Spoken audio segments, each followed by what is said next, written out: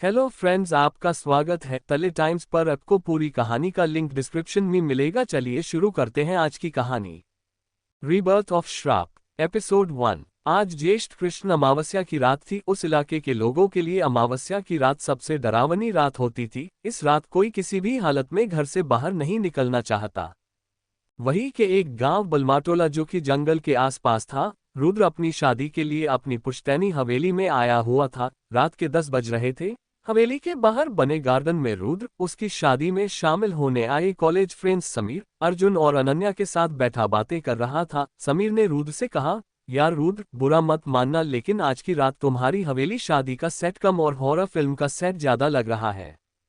तभी एक हाथ में लोहे का डंडा और हल्दी लगे लोहे के लोटे में पानी लिए राम काका बाहर आए और रुद्र और उनके दोस्तों से बोले, समीर बाबू, आज की रात मुझ जैसे बूढ़े को भी डरा रही है तो आप तो ठहरे शहरी बाबू। और रुद्र बाबू, बहुत रात हो गई है, मालकिन बोल रही है, अब तो अंदर आ जाइए। रुद्र ने काका की तरफ देखते हुए कहा, अरे काका, अभी 10 ही तो बजे है, थोड़ी देर में आते हैं, माँ को बोल दो आप। रुद्र की बात सुनते ही काका ने लोटे के पानी रुद्र और उसके दोस्तों के चारों तरफ मंत्र पढ़ते हुए डालने लगे। मंत्र क्रिया करने के बाद काका ने कहा, अब आप में से कोई भी इस घेरे के बाहर मेरे साथ ही जाएगा। ये कहकर राम काका आसमान की तरफ देखने लगे। राम काका को ऐसे आसमान की तरफ देखते हुए समीर ने रुद्र पूछा, यार ये राम काका मूर्ति तरह आसमान की तरफ क्या देख रहे हैं? रुद्र ने राम काका से पूछा, क्या हुआ काका, आसमान की तरफ किस अप्सरा को ताड़ रहे हो? उसी तरह आसमान की तरफ देखते हुए राम काका ने कहा, अप्सरा नहीं, चुड़ैल, जो आज की रात सबसे ज्यादा ताकतवर हो जाती है। रुद्र ने मुस्कुराते हुए कहा, आप भी चाची जैसी बातें कर रहे हो, ऐसा कुछ नहीं होता है। राम ने लोहे के डंडे पर पकड़ मजबूत करते हुए जवाब दिया, हाँ जरूर, ऐसा कुछ नहीं होता, अगर इसी अमावस की रात 18 साल पहले उस औरत को जलाया नहीं जाता। अर्जुन ने हैरानी से पूछा, हाँ काका, मैंने भी सुना है यहाँ किसी औरत को जलाया गया था, मुझे लगा ये सिर्फ अफवाह है। राम काका ने अभी भी आसमान की तरफ ही देखते हुए कहा, अफवाह नहीं, सच है। और आज अमावस की रात और ऊपर से आसमान में एक भी तारे नहीं दिख रहे हैं, ये संकेत है कि वो औरत का साया जरूर आज बाहर आएगा। अर्जुन को इस कहानी में बड़ा इंटरेस्ट आ रहा था। उसने आगे पूछा, तो काका, मौसम भी हसीन है, एक काम करो, आज आप उस औरत की कहानी सुनाओ, क्यों दोस्तों, मजा आएगा। अर्जुन की इस बात पर राम काका ने आसमान से नजरें हटाकर अर्जुन की तरफ देखते हुए कहा, मजा नहीं, सजा हो जाएगी, और मैं उस रात की कहानी आज नहीं बता सकता। अगर आज मैंने वो कहानी बताई तो देखना आज वो यहाँ जरूर आएगी, और सोचो अगर वो सामने आ गई तो आप क्या करोगे। मेरी मानिए, मालकिन कब से बोल रही है, रात बहुत हो गई, अंदर चाहिए रुद्र बाबू। राम काका के मना करने के बावजूद अर्जुन ने जोर देते हुए कहा, अरे काका, कुछ तो बताओ, उसे क्यों जलाया गया था, किन लोगों ने जलाया था, और जलने के बाद भी क्या सच में वो किसी को दिखी है? दूसरों की छोड़ो, क्या आपने कभी देखा उस औरत के भूत को?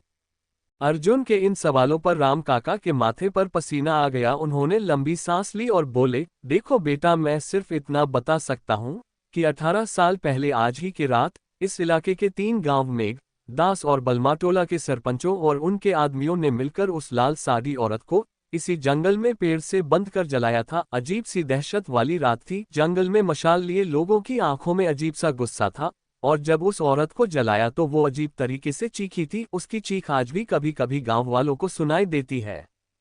राम काका की बात सुनकर अर्जुन ने तुरंत कहा, इसका मतलब ये हुआ काका कि 18 साल पहले आप भी जरूर वहां रहे होंगे। अर्जुन की इस बात पर बिना कोई जवाब दिए काका फिर से आसमान की तरफ देखने लगे। अनन्या ने अर्जुन से कहा, यार मुझे तो बड़ा इंटरेस्टिंग हॉरर स्टोरी लग रहा है, मैं पानी की बोतल लेकर आती हूँ। ये कहते हुए अनन्या उठी और घर के अंदर चली गई। राम काका ने आसमान की तरफ देखते हुए ही कहा, आपको पता है रुद्र बाबू, मेघ गांव में एक बिरजू नाम का आदमी था। कहते हैं वो हमेशा रात को अपने खेतों की रखवाली करता था, लेकिन ऐसी ही अमावास की रात की सुबह उसके खेत में उसकी जली हुई लाश मिली और साथ में पूरा खेत जल चुका था। कहते हुए राम काका ने अपनी गर्दन घुमाए और अर्जुन की तरफ देखते हुए बोले, और ये सब उस जलने वाली रात के ठीक 1 महीने बाद, यानी उस औरत की मौत के बाद पहली अमावस को हुआ था। मतलब ये सब उसी औरत ने किया था। तभी एक जोर से चीखने की आवाज आई, SFX female voice screaming. Rudra और अर्जुन चौंक गए और समीर का चेहरा तो डर से सफेद पड़ गया। राम काका का ध्यान अनन्या की खाली कुर्सी की तरफ गया। मैंने मना किया था न, जिसे भी कहीं जाना हो मेरे साथ जाए। इसके बाद सभी उठकर राम काका के साथ उस तरफ भागे जहां से चीखने की आवाज आई थी। घर के दरवाजे के सामने सभी पहुंचे तो देखा अनन्या जमीन पर बैठी हुई थी और पूरा पानी नीचे फैल गया था। राम काका ने तुरंत लोहे के लोटे से पानी निकल के अनन्या के चारों तरफ डाला और रुद्र ने उसे उठाते हुए पूछा, क्या हुआ, तुम चिल्लाई क्यों? अनन्या ने रुद्र की तरफ देखते हुए कहा, मैं पानी पीते हुए सीढ़ियों से उतर रही थी, तभी मेरा स्लिप हुआ या पता नहीं, ऐसा लगा जैसे किसी ने मुझे पीछे से धक्का दिया हो और मैं समझ नहीं पाए और फिसलकर नीचे गिर गई। रुद्र ने हंसते हुए कहा, और सुनो हॉरर स्टोरीज।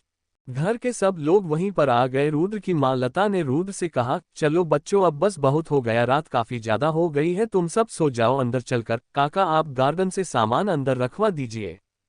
रुद्र की मां के जाने के बाद रुद्र और उसके दोस्त अनन्या अपने अपने रूम में चले गए। रात के 12 बजे तक सब सो चुके थे, लेकिन रुद्र आधी नींद में बार बार करवटें बदल रहा था। उसके माथे पर पसीना था।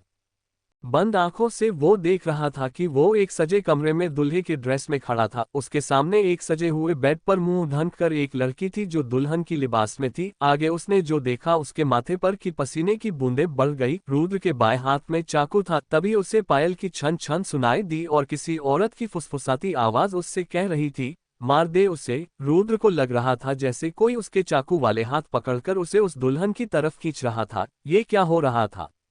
उसने अपने दाएं हाथ से चाकू वाले हाथ को मजबूती से पकड़ लिया और जोर से चीखा, नहीं। अब उस औरत की आवाज में अजीब सा गुस्सा आ गया और वो चीख रही थी, मार दो उसे, मार दे उसे, जल्दी मारो। वो पायल की आवाज अब नगाड़े की आवाज में बदल गई, धम धम धम। रुद्र नींद में छटपटाने लगा और उसने पूरा जोर लगाकर अपनी आंखें खोली तो उसे महसूस हुआ कि वो पूरी तरह से पसीने में भीग गया था। उसके बाल बिखरे हुए थे। तभी फिर से धम धम धम आवाज हुई और उसे एहसास हुआ कि कोई उसकी हवेली का दरवाजा पीट रहा था। रुद्र अपने कमरे से निकलकर मैं दरवाजे की तरफ बड़बड़ाते हुए जाने लगा। सिर्फ अनन्या पर ही नहीं बल्कि मुझ पर भी हॉरर स्टोरी का इफेक्ट होने लगा। फिर वह घड़ी में देखते हुए खुद से कहता है, रात के 1 बज रहे हैं, इतनी रात कौन आया है? तभी एक बार फिर से दरवाजे पर ठक ठक की आवाज आती है। रुद्र को समझ नहीं आता कि आखिर इतनी रात को कौन हो सकता है। वो अपने चेहरे के पसीने को हाथ से ही साफ करते हुए दरवाजे के पास जाता है। जैसे ही दरवाजा खोलता है, वो देख हैरान रह गया, सामने उसकी एक्स गर्लफ्रेंड तन्वी खड़ी थी। रुद्र ने गहरी सांस छोड़ी और तेजी से बोला, तन्वी तुम इतनी रात को तुम कैसे आई? मेरा मतलब तुमने न किसी को कॉल किया न कुछ और। मैं तुम्हें एक्सपेक्ट ही नहीं कर रहा था। बता देती तो तुम्हें स्टेशन पर पिक अप करने आ जाता। रुद्र को बीच में ही काटते हुए तन्वी ने कहा, बस बस एक्सपेक्ट नहीं किए थे इसलिए तो सरप्राइज देने आ गई, अब क्या बाहर ही खड़ी रहूं? दरवाजे को पूरा खोलते हुए रुद्र ने कहा, ओ आई एम सॉरी, दरअसल तुम्हें इतनी रात को देखकर मैं हैरान रह गया। तन्वी ने घर के अंदर आते हुए पूछा, बाकी सब आ गए? रुद्र ने कहा, हाँ बस पीयूष नहीं आया है, सब फर्स्ट फ्लोर पर सो रहे हैं, तुम भी वही जाकर फ्रेश हो लो, फिर बातें करते हैं।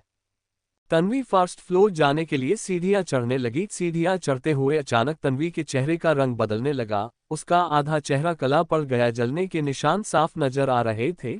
उसने दुपट्टे से अपना चेहरा छुपाते हुए हल्की गर्दन टेढ़ी की और दरवाजा बंद कर रहे रुद्र की तरफ तिरछी नजर से देखा और फिर उसने डरावनी आवाज में कहा, 18 साल से मैंने इस दिन का इंतजार किया, अब शादी तुम्हारी और सुहागरात मेरी है। ये वो तन्वी नहीं जो रुद्र के सामने कुछ पल पहले खड़ी थी, ये तो कोई और थी। कौन थी ये?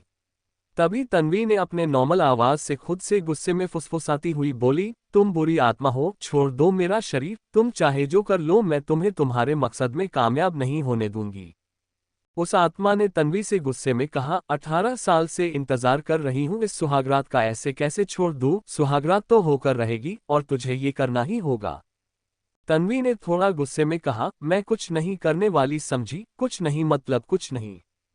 सीढ़ियां चढ़ के फर्स्ट फ्लोर पे पहुंची ही थी कि अनन्या ने तन्वी से उसका सामान लेते हुए पूछा, तन्वी ये तुम क्या बड़बड़ा रही हो? क्या कुछ नहीं करने वाली? तुम ठीक तो हो ना? उद्धरण चिन्ह। उसी वक्त अर्जुन भी पीछे से आ जाता है और तन्वी से कहता है, हे तन्वी यार, तुमने तो सरप्राइज कर दिया, वैसे इतनी रात को तुम यहां तक आई कैसे? उद्धरण चिन्ह। तन्वी ने अर्जुन और अनन्या को देखा और मुस्कुराते हुए बोली, सब बताती हूँ, पहले चेंज तो कर लूं।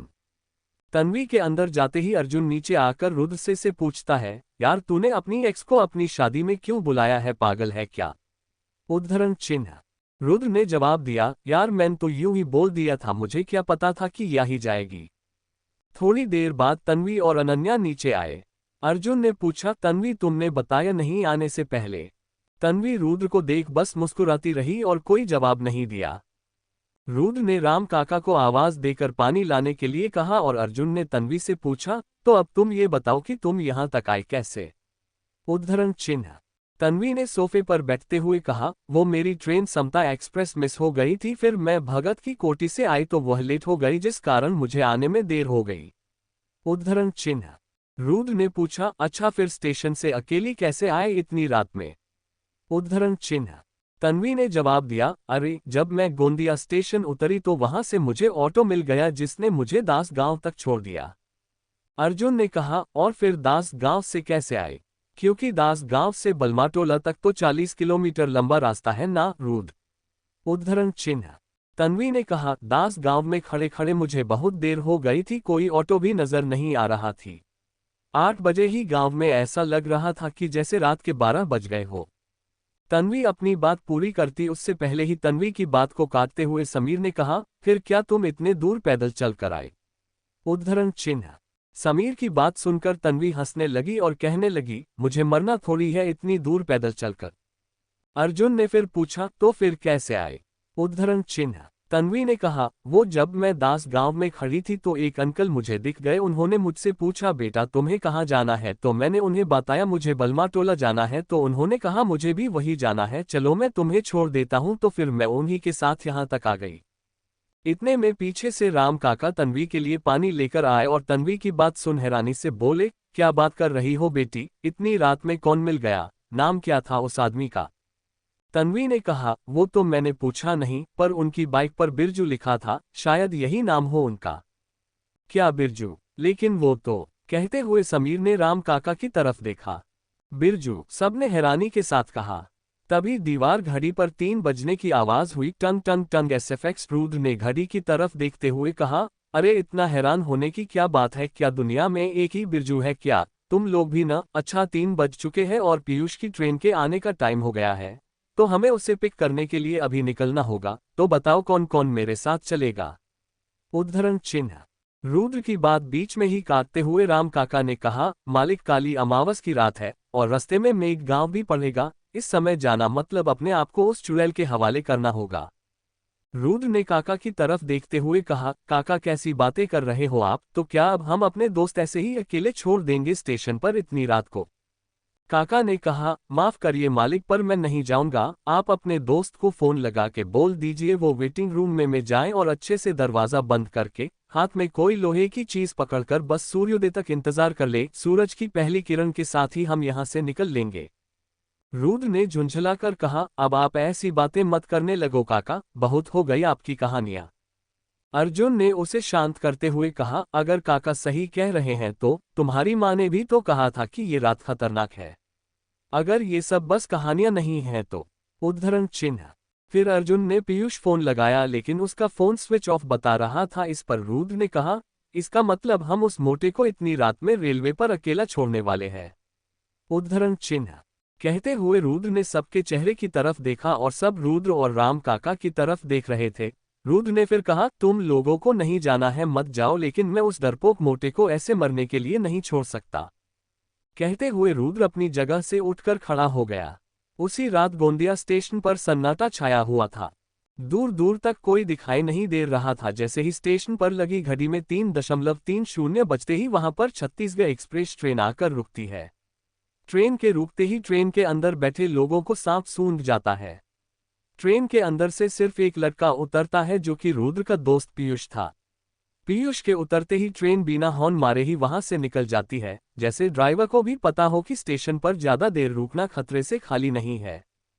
पीयूष स्टेशन के आसपास नजरें घुमाते हुए कहता है, अरे ये स्टेशन तो पूरा सुनसान पड़ा हुआ है, इस साले रुद्र को भी गांव से ही शादी करनी थी क्या? साला ना ही कोई दिखाई दे रहा, ना ही मोबाइल में नेटवर्क है, अब इसे अंधेरे में कहाँ भटकूंगा। एक काम करता हूँ, जब तक रुद्र आता है यही उसका इंतजार करता हूँ और एक झपकी ले लेता हूँ। इतना कहकर पीयूष पास में ही लगी एक बेंच पर अपना बैग सिरहाने में रखकर लेट जाता है। पीयूष अपने कानों में हेडफोन डालकर सो रहा था। अभी उसकी आंख लगी ही थी कि तभी पायल बजने की आवाज सुनाई देने लग जाती है। पायल की आवाज इतनी तेज सुनाई दे रही थी कि पीयूष को वह आवाज हेडफोन के अंदर तक सुनाई दे रही थी। पीयूष को लगता है कि वह आवाज गाने के अंदर से आ रही थी, इसलिए वह सोता रहता है, पर उसी वक्त उसे एक लड़की की आवाज सुनाई देती है। अरे सुनिए, सुनिए ना। लड़की की आवाज सुनकर पीयूष चौंक जाता है और जब वह अपनी आंखें खोलता है तो देखता है कि उसके सामने एक बहुत ही सुंदर लड़की खड़ी हुई थी, जिसने मराठी स्टाइल में साड़ी पहनी हुई थी और अपने हाथों में खिलौने की बड़ी सी डलिया पकड़ी हुई थी, जिसके अंदर हाथों से बनाए हुए कपड़े की डॉल, गुड्डा, गुड्डी, घोड़ा और कई प्रकार के खिलौने रखे हुए थे। लड़की को देखकर ऐसा लग रहा था कि वह वही की रहने वाली थी। वह लड़की की आंखें इतनी खूबसूरत थी कि पीयूष की उससे नजरें ही नहीं हट रही थी। वो लड़की कहती है, बाबू सुनिए ना। पीयूष उस लड़की के चेहरे को अच्छे से देखते हुए कहता है, हाँ बोलो। वो लड़की एक डॉल पीयूष को दिखाते हुए कहती है, मेरा खिलौना ले लो ना। पीयूष मुंह बनाते हुए कहता है, तुम पागल हो क्या? लड़की अपनी भौवें ऊपर नीचे करते हुए कहती है, हाँ पागल तो मैं हूं। पीयूष चौंकते हुए कहता है, क्या कहा तुमने? लड़की बात को घुमाते हुए कहती है, मैंने कहा इसमें पागल वाली क्या बात है बाबू? पागल वाली बात तो है ही ना, इतनी रात में कौन खिलौने बेचता है? वह लड़की पीयूष को घूरते हुए कहती है, अजीब लग रहा है ना ये सब, मेरा रात में खिलौने बेचना? पीयूष मुंह बनाते हुए कहता है, अजीब नहीं, बहुत अजीब लग रहा है। एक तो स्टेशन पर कोई है नहीं, ऊपर से मिली भी तो तुम, जिसका माइंड मुझे क्रेक लग रहा है। लगता है ये रुद्र के यहाँ के लोग पागल ही है। वो लड़की कुछ याद करते हुए कहती है, कहीं आप रुद्र मालिक की तो बात नहीं कर रहे, जिनके पिता बलमाटोला गांव के सरपंच थे पहले, और इसी हफ्ते उनकी शादी होने वाली है? पीयूष लड़की पर शक करते हुए पूछता है, हाँ मैं उसी रुद्र की बात कर रहा हूं, पर तुम कैसे जानती हो रुद्र को? जानूंगी कैसे नहीं, मैं उनके गांव के पास में जो मेघ गांव है ना, वहीं पर रहती हूँ। अच्छा, तो तुम रुद्र के गांव की पड़ोसी? हाँ बाबू, और पड़ोसी होने के नाते अब तो आपको मुझसे ये गुड़िया लेनी ही पड़ेगी। ज्यादा मत सोचिए, बस 100 रुपये की है। पीयूष समझ गया था कि वह लड़की ऐसे नहीं मानने वाली, इसलिए वह अपनी जगह पर खड़ा होता है, पैंट की जेब में से पर्स निकालकर उसमें से 100 का नोट निकालता है और उस लड़की को देते हुए कहता है, ये लो अब ठीक है। वो लड़की झट से 100 का नोट पकड़ते हुए पीयूष के हाथ में डॉल थमाते हुए कहती है, हाँ बिल्कुल ठीक है, ये हुई ना बाबू वाली बात। पीयूष हैरान था कि इतनी खूबसूरत लड़की इतनी रात अकेली इस वीरान स्टेशन पर कैसे थी। उसने कुछ सोचते हुए कहा, वैसे तुम्हें डर नहीं लगता? लड़की बेफिक्र होकर पूछती है, डर? किस बात का डर? बाबू मेरे साथ कोई कुछ नहीं कर पाएगा, आप उसकी फिक्र मत कीजिए। वो लड़की पीयूष की आंखों में देखते हुए कहती है, वैसे बाबू एक बात बताओ, मुझे लोगों से डर लगे या ना लगे, पर लोगों को मुझसे बड़ा डर लगता है। पीयूष हैरानी के साथ कहता है, लोगों को तुमसे डर लगता है, पर क्यों? कहते हैं इस स्टेशन पर रात के वक्त चुड़ैल घूमती है, और मैं भी इस स्टेशन पर रात में ही खिलौने बेचती हूं, तो लोग मुझे देखकर अक्सर वही चुड़ैल समझ बैठते हैं और डरने लग जाते हैं।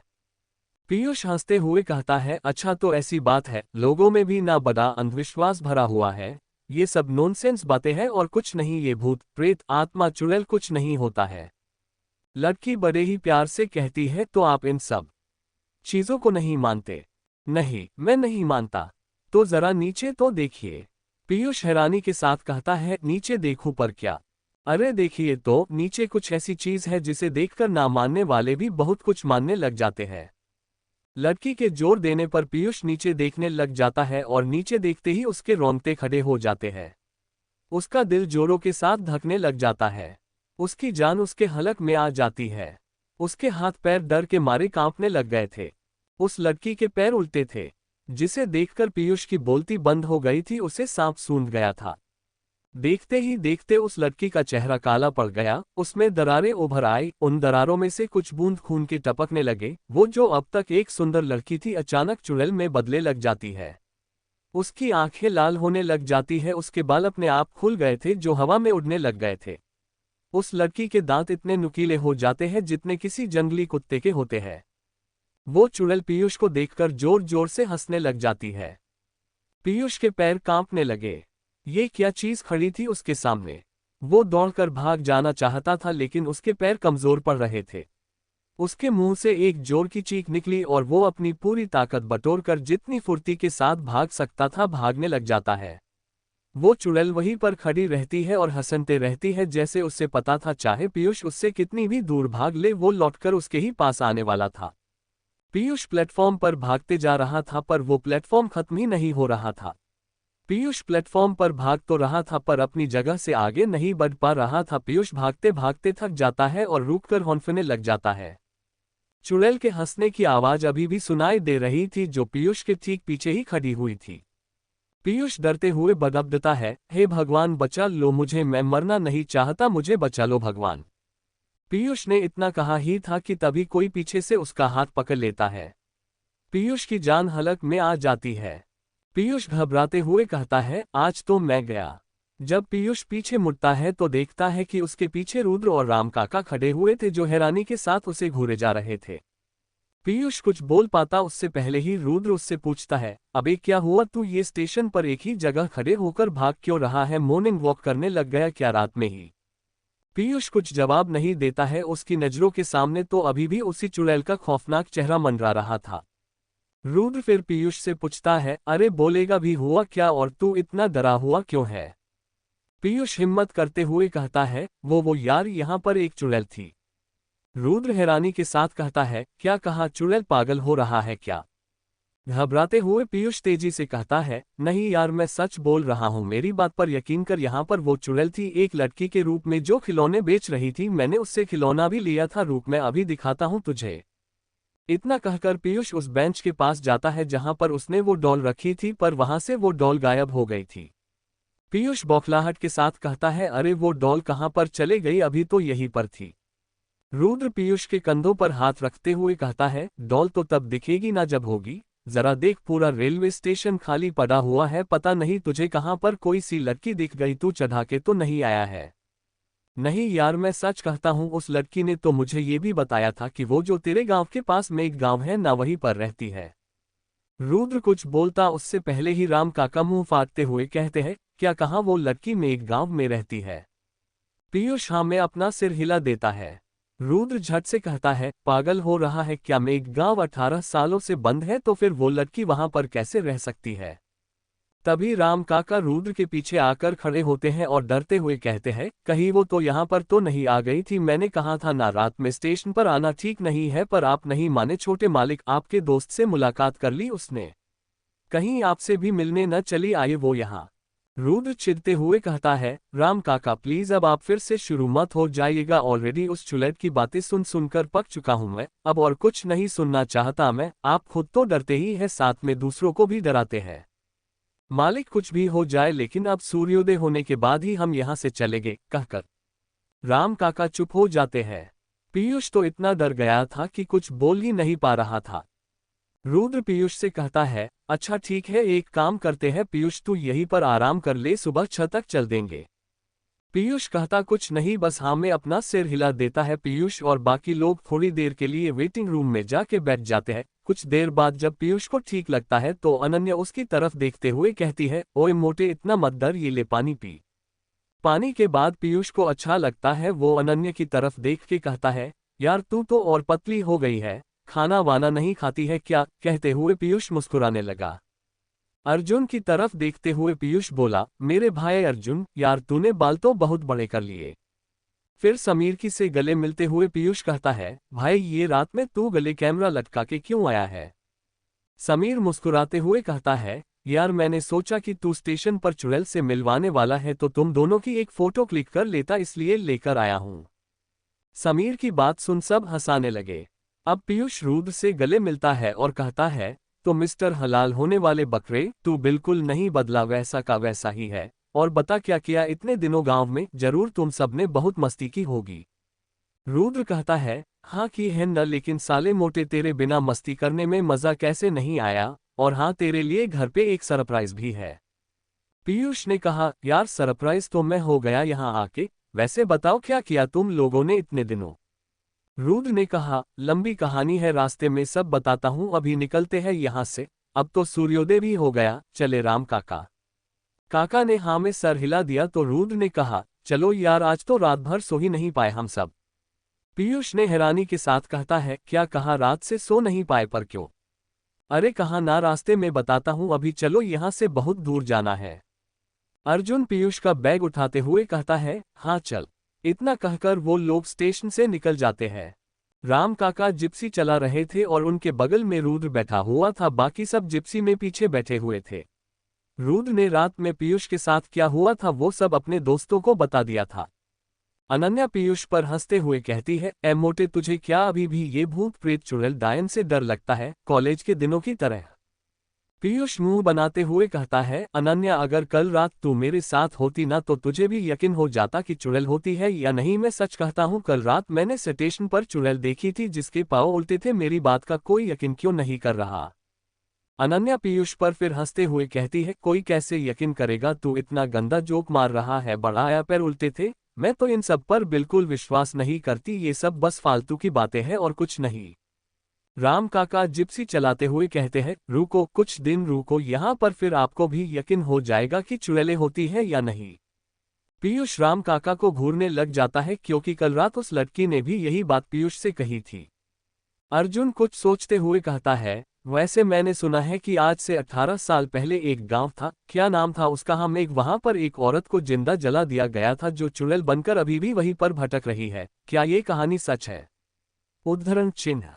राम काका भारी आवाज में कहते हैं, ये कहानी नहीं, हकीकत है। अक्सर लोग हकीकत को कहानी बना देते हैं और लोग उसे कहानी समझने लग जाते हैं, बल्कि असलियत में वो कहानी एक हकीकत ही होती है। समीर बौखलाहट के साथ पूछता है, मतलब वो चुड़ैल अभी भी मेघ गांव में भटक रही है? राम काका जवाब देते हैं, और नहीं तो क्या, वो औरत अपना इंतकाम लेने का इंतजार कर रही है और अब लगता है कि जल्द ही उसका इंतकाम पूरा होने वाला है। अनन्या हिचकिचाते हुए कहती है, कैसा इंतकाम? राम काका एक लंबी आन भरते हुए कहते हैं, जल्द ही पता चल जाएगा। अर्जुन एक्साइटेड होते हुए कहता है, राम काका, चलो अब आप वो चुड़ैल और मेघ गांव की कहानी बता ही डालो। अब तो दिन है और अमावस की रात भी नहीं है। और काका, वो क्या है ना, मैं एक पत्रकार हूं तो अपने पेपर में छापने के लिए मुझे एक आर्टिकल यानी एक कहानी मिल जाएगी। राम काका जवाब देते हैं, मैं कहानी नहीं, तुम्हें सच्चाई बताता हूं, वो सच्चाई जो सिर्फ मुझे पता है और किसी को नहीं। रुद्र राम काका को कहानी बताने से रोकता नहीं है, वो सोचता है, चलो अच्छा ही है, इससे सबका एंटरटेनमेंट हो जाएगा। राम काका अपनी बात को आगे जारी रखते हुए कहते हैं, आज से 18 साल पहले दास गांव, बलमाटोला और मेघ गांव, इन तीनों गांव के सरपंचों ने मिलकर मेघ गांव की एक औरत को जिंदा जला दिया गया था। उस औरत को क्यों जलाया गया था ये बात सिर्फ उन 3 सरपंचों को ही पता थी और किसी को पता नहीं थी। अनन्या बीच में बोल पती है, मतलब एक औरत को बिना उसका गुनाह बताए जला दिया गया था, ये तो गलत बात है। राम काका हमदर्दी भरे लहजे में कहते हैं, गलत नहीं, ये बहुत गलत बात है। भला ऐसे भी कोई करता है क्या? पर वो औरत भी कोई मामूली औरत नहीं थी, वो औरत अपना बदला लेना जानती थी और मरने के बाद उसने वो बदला लेना शुरू कर दिया। तुम जानते हो मरने के बाद उस औरत ने किसे अपना पहला शिकार बनाया था? समीर बिचकते हुए कहता है, हाँ, कल ही तो आपने बताया था कि उसकी मौत के ठीक 1 महीने बाद बिरजू को अमावस की रात मार था। राम काका कहते हैं, सही कहा, पहला शिकार बिरजू था। अर्जुन ने पूछा, काका, उसने उसे मारा कैसे था? राम काका ने कहा, बिरजू, जो कि मेघ गांव के सरपंच दनपत राय का सबसे वफादार नौकर था, कहते हैं कि बिरजू को उस औरत ने उसी के खेत में जलाकर मारा था। किसी को उसकी लाश तक नहीं मिली थी, पर उसकी मौत की चीखें उस रात सारे गांव में गूंजती रही थी। रुद्र के सभी दोस्त राम काका की बात को गौर से सुन रहे थे। बिरजू को मारने के बाद उस औरत ने दूसरा शिकार मेघ गांव के सरपंच दनपत राय को बनाया, जिसकी लाश उसी के बंगले के सामने के कुएं के अंदर मिली थी। कोई कुछ समझ नहीं पा रहा था कि उसकी मौत कैसे हुई थी। रुद्र बीच में ही राम काका को टोकते हुए कहता है, और कैसे हुई होगी? जाहिर सी बात है, अगर कुएं में लाश मिली है तो कुएं के अंदर ही डूबकर हुई होगी। हो सकता है कि उनका पैर फिसल गया होगा। छोटे मालिक दनपत राय को तैरना आता था तो उनकी मौत डूबकर कैसे हो सकती थी, आप ही बताइए। राम काका का जवाब सुनकर रुद्र चुप हो जाता है। राम काका कहते हैं, आपको पता है जिस कुएं के अंदर दनपत राय की लाश मिली थी ना, उसी कुएं के ऊपर सीमेंट पर 3 बार साधु लिखा हुआ था, और ये वही शब्द थे जो उस औरत के मुंह से आखिरी बार मरते वक्त निकले थे जब उसे जलाया गया था। इससे ये बात साबित हो गई थी कि दनपत राय को उस औरत ने ही मारा था। समीर मुंह बनाते हुए कहता है, ये साधु 3 बार कुएं पर लिखने का क्या मतलब था? अर्जुन हडबडहत के साथ जवाब देता है, साधु पाली भाषा का शब्द है जिसका 3 बार बोलने का अर्थ होता है अच्छा कहा, अच्छा किया, बहुत अच्छा किया। अनन्या बीच में बोल पती है, मतलब वो औरत जो जलकर मर गई थी, वह अब पूरे मेघ गांव वालों से बदला ले रही है। ये बोलकर कि तुमने मुझे अच्छा कहा, मेरे साथ अच्छा किया और बहुत अच्छा किया। राम काका धीरे से कहते हैं, वह बदला नहीं इंतकाम ले रही है। वह पूछना चाहती है, जानना चाहती है कि क्यों जलाया गया था उसे। आखिर उसका कसूर क्या था। उसका श्राप लगा है मेघ गांव को। अभिमन्यु झट से पूछता है, कैसा श्राप। उद्धरण चिन्ह, अंत्येष्टि संस्कार न करने का श्राप। पीयूष अपना सिर खुजाते हुए कहता है, अंत्येष्टि संस्कार मतलब। उद्धरण चिन्ह। अर्जुन फटाक से कहता है, अंत्येष्टि का अर्थ होता है अंतिम यज्ञ। ये यज्ञ मरने वाले व्यक्ति के शव के लिए किया जाता है। वैदिक परंपरा के 16 संस्कारों में जिस प्रकार पहला गर्भधारण संस्कार होता है, उसी प्रकार अंतिम संस्कार अंत्येष्टि संस्कार होता है। जन्म और मृत्यु जीवन का ऐसा सच है जिसे कोई नहीं झुठला सकता है। व्यक्ति की आत्मा जब उसके शरीर को त्याग देती है, उसके तुरंत बाद अंत्येष्टि संस्कार किया जाता है। हिंदू धर्म में इसे दाह संस्कार भी कहते हैं। उद्धरण चिन्ह। राम काका अतीत की यादों को याद करते हुए कहते हैं, इस श्राप की शुरुआत भी दनपत राय की मौत के साथ ही हो गई थी। उस दिन तीनों गांव के सभी लोग शमशान घाट में इकट्ठा हुए थे। मैं भी वही था और दनपत राय का बेटा जिसकी उम्र करीब उस वक्त 10 साल थी, वो भी वही था। तुम्हें पता है, अपने पिता की मौत के बावजूद उसकी आंख में से एक आंसू तक नहीं गिरा था। पता नहीं क्या हुआ था उससे। अतीत की बातें करते करते राम काका अतीत की यादों में खो जाते हैं और उन्हें याद आता है कि उस दिन क्या क्या हुआ था। आसमान साफ था, एक बादल भी नजर नहीं आ रहा था। गांव के सभी लोग शमशान में थे। वहां इकट्ठा हुए सभी लोगों की आंखों में आंसू थे, सिवाय दनपत राय के बेटे के। उसका व्यवहार बाकी बच्चों की तरह नॉर्मल नहीं लग रहा था। वो चुपचाप मूर्ति बनकर खड़े हुए था, ना ही कुछ बोल रहा था, ना कुछ कर रहा था। जिंदा लाश की तरह अपनी सुध बुध खोकर खड़ा हुआ था। उसे देखकर हर कोई हैरान था कि इसके आंखों में आंसू क्यों नहीं है, इसका चेहरा इतना बेजान सा क्यों दिख है। दनपत राय के शव को चिता पर रख दिया गया था और उसके बगल में ही उसका बेटा खड़ा हुआ था। पुजारी जी मशाल दनपत राय के बेटे को देते हुए कहते हैं, बेटा अपने पिता को आखिरी बार देख लो और जो कुछ कहना चाहते को कह सकते हो। दनपत राय का बेटा कुछ नहीं कहता है, वो वैसे ही खड़ा रहता है। वो अपने पिता की लाश को घूरे जा रहा था, ऐसी निगाहों से देख रहा था जैसे अपने पिता के शव को कच्चा चबा जाएगा। पुजारी जी मशाल देते हुए कहते हैं, लो बेटा मशाल लो। दनपत राय का बेटा वैसे ही खड़ा रहता है, हिलता तक नहीं अपनी जगह से। पुजारी जी बार बार दनपत राय के बेटे से मशाल लेने के लिए बोल रहे थे, पर वो वैसे का वैसा ही खड़ा हुआ था जैसे उसे कुछ होश व हवास ही नहीं कि उसके आसपास क्या हो रहा था। पुजारी जी बोलते बोलते थक जाते हैं और जबरदस्ती मशाल दनपत राय के बेटे के हाथ में थमा देते हैं। दनपत राय का बेटा पुजारी जी को गुस्से से घूरने लग जाता है। पुजारी जी ये सब नोटिस नहीं करते हैं और कहते हैं, परिक्रमा शुरू करो बेटा। वो बच्चा वैसे ही खड़ा रहता है। पुजारी जी बच्चे को हाथ से आगे की ओर करते हुए कहते हैं, परिक्रमा शुरू करो बेटा।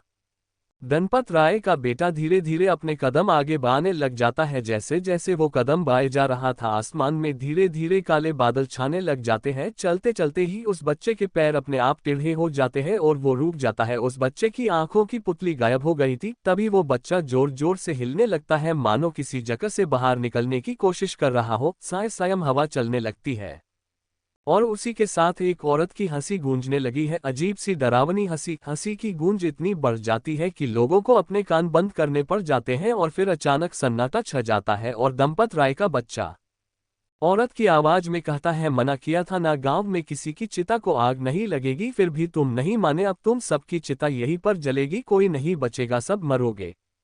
बच्चे की डरावनी आवाज सुनकर वहां पर जितने भी लोग खड़े हुए थे सबके दिल दहल जाते हैं, सभी के रोंगटे खड़े हो गए थे। वो बच्चा फिर औरत की आवाज में कहता है, मैं अपना बदला लेकर ही रहूंगी, किसी को नहीं छोड़ूंगी, हाँ हाँ हाँ हाँ। इतना कहकर वो बच्चा औरत की आवाज में हंसने लग जाता है। देखते ही देखते पूरा मौसम बदल जाता है, आसमान में तेज बिजली चमकने लग जाती है। वो बच्चा फिर कहता है, तुम सब मरोगे, मैं किसी को चैन से नहीं जीने दूंगी, साधु साधु साधु। वो बच्चा जैसे ही 3 बार साधु साधु बोलता है, उसके अंदर से उस औरत की आत्मा निकल जाती है और वो वहीं पर गिरकर बेहोश हो जाता है। जमीन पर गिरते वक्त उस बच्चे की हाथ की मशाल दनपत राय की लाश पर गिर जाती है, जिससे उसकी चिता में आग लग जाती है। अभी धनपत राय की लाश जलनी ही शुरू हुई थी। आसमान में जो काले बादल मंडरा रहे थे वो बरसना शुरू हो जाते हैं। बादलों के गरजने के साथ ही उस औरत के हंसने की आवाज भी सुनाई दे रही थी। ऐसा लग रहा था जैसे वो औरत मेघ गांव वालों पर हंस रही हो और सारे गांव वाले इसके सामने लाचार हो। बादल फट गए थे जिस कारण दिन से लेकर रात भर बारिश होते रही और धनपत राय के शव को नहीं जलाया जा सका। अगले दिन जब बारिश रुकी तो सूरज की पहली किरण के साथ धनपत राय की चिता को फिर से जलाने की कोशिश की गई पर चिता नहीं जली। बहुत प्रयासों के बावजूद भी जब लाश में आग नहीं लगी तो तीनों गांवों के सबसे बड़े पुजारी पंडित सुशलाचार्य को बुलाया गया। पंडित सुशलाचार्य की उम्र करीब 55 साल थी। सफेद लंबे बाल जिसका उन्होंने जूड़ा बनाकर रखा हुआ था और सफेद लंबी दाढ़ी जो उन्होंने नीचे से बांध कर रखी थी। पंडित सुशलाचार्य जैसे ही गंगा जल की कुछ बूंदे धनपत राय के शव पर डालते हैं वो सब कुछ समझ जाते हैं कि मामला क्या है। वो कुछ देर के लिए अपनी आंखें बंद करते हैं और फिर आंखें खोलकर कहते हैं, मेघ गांव को उस औरत का श्राप लगा है। उसकी मौत जल के मरने के कारण हुई थी। इसी वजह से मेघ गांव के अंदर अब किसी भी व्यक्ति की चिता को आग नहीं लगाई जा सकती। उद्धरण चिन्ह। पंडित सुशलाचार्य की बात सुनकर गांव वालों में अफरा तफरी मच जाती है और वो एक दूसरे से कहने लगते हैं, अरे ये कैसे हो सकता है। वहां मौजूद लोग कहते हैं, ये तो हिंदू धर्म के विरुद्ध है महागुरु पंडित सुशलाचार्य जी। यदि मृत्यु के बाद शव का अंतिम संस्कार नहीं किया गया तो धर्म भ्रष्ट हो जाएगा। इसका उपाय बताएं। अगर शव नहीं जलाए तो क्या किया जाए महागुरु।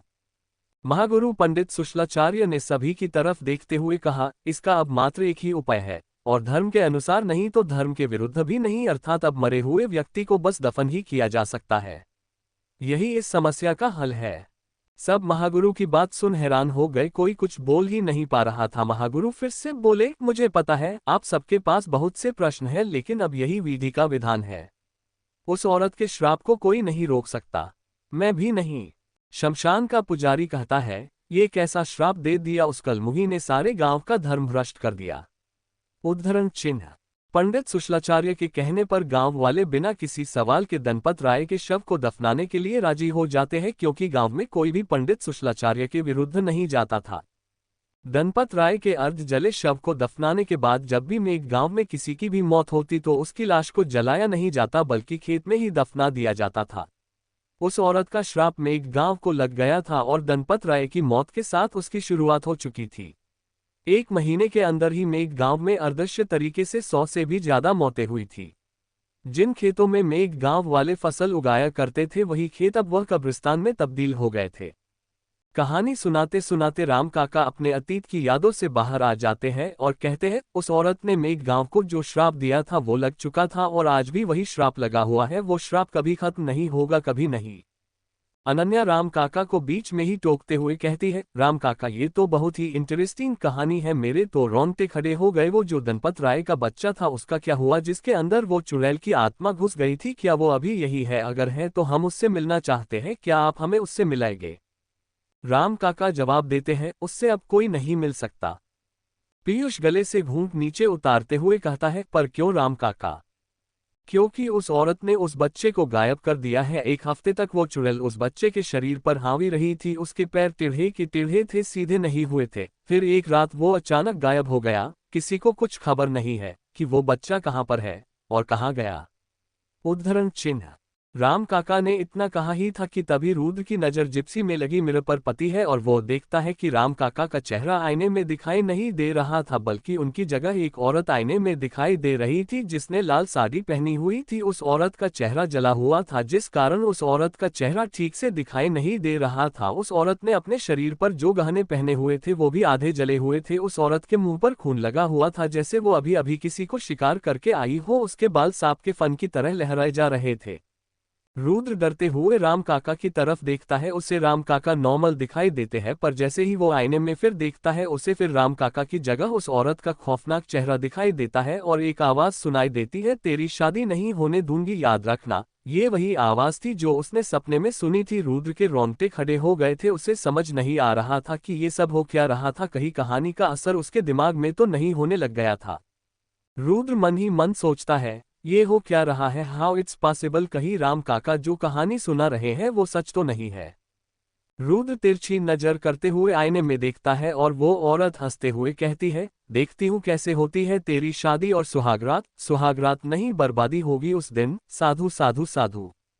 उस औरत ने 3 बार साधु बोला ही था कि राम काका अचानक से ब्रेक लगा देते हैं और उनका माथा स्टीयरिंग से टकरा जाता है, वो वहीं पर बेहोश हो जाते हैं। रुद्र एक बार फिर आईने में देखता है, जब उसे कोई दिखाई नहीं देता तो उसे लगता है ये सब उसका वहम था और कुछ नहीं। रुद्र अपने मन से उस चुड़ैल का ख्याल निकाल देता है और राम काका को संभालते हुए कहता है, अरे राम काका क्या हुआ, आप ठीक तो है? राम काका वहीं पर बेहोश हो गए थे, कुछ जवाब नहीं दे रहे थे। अर्जुन बौखलाहट के साथ कहता, अरे ये राम काका को क्या हो गया? रुद्र राम काका को उठाते हुए कहता है, उठिए राम काका उठिए, ये क्या हो गया आपको? पर राम काका किसी के उठाने पर नहीं उठ रहे थे। रुद्र के दोस्तों के समझ नहीं आ रहा था कि अचानक से राम काका को क्या हो गया था। पीयूष डरते हुए कहता है, ये राम काका तो चुड़ैल की कहानी सुनाते सुनाते खुद ही भूत बन गए। अनन्या पीयूष पर चिढ़ते हुए कहती है, तू अपना मुंह बंद करेगा मोटे, यहाँ पर राम काका की हालत खराब है और तुझे है कि मजाक सूझ रहा है। समीर अपने बैग में से पानी की बोतल निकालते हुए कहता है, ये लो पानी डालो इन पर जल्दी। रुद्र समीर के हाथों से पानी की बोतल लेता है और जैसे ही पानी की कुछ बूंदे राम काका के ऊपर डालता है, राम काका को होश आने लग जाता है। राम काका अपनी आंखें खोलते हैं हुए अपना सिर पकड़ते हुए इधर उधर देखने लगते हैं और कहते हैं, छोटे मालिक आप सब लोग मेरे कमरे में।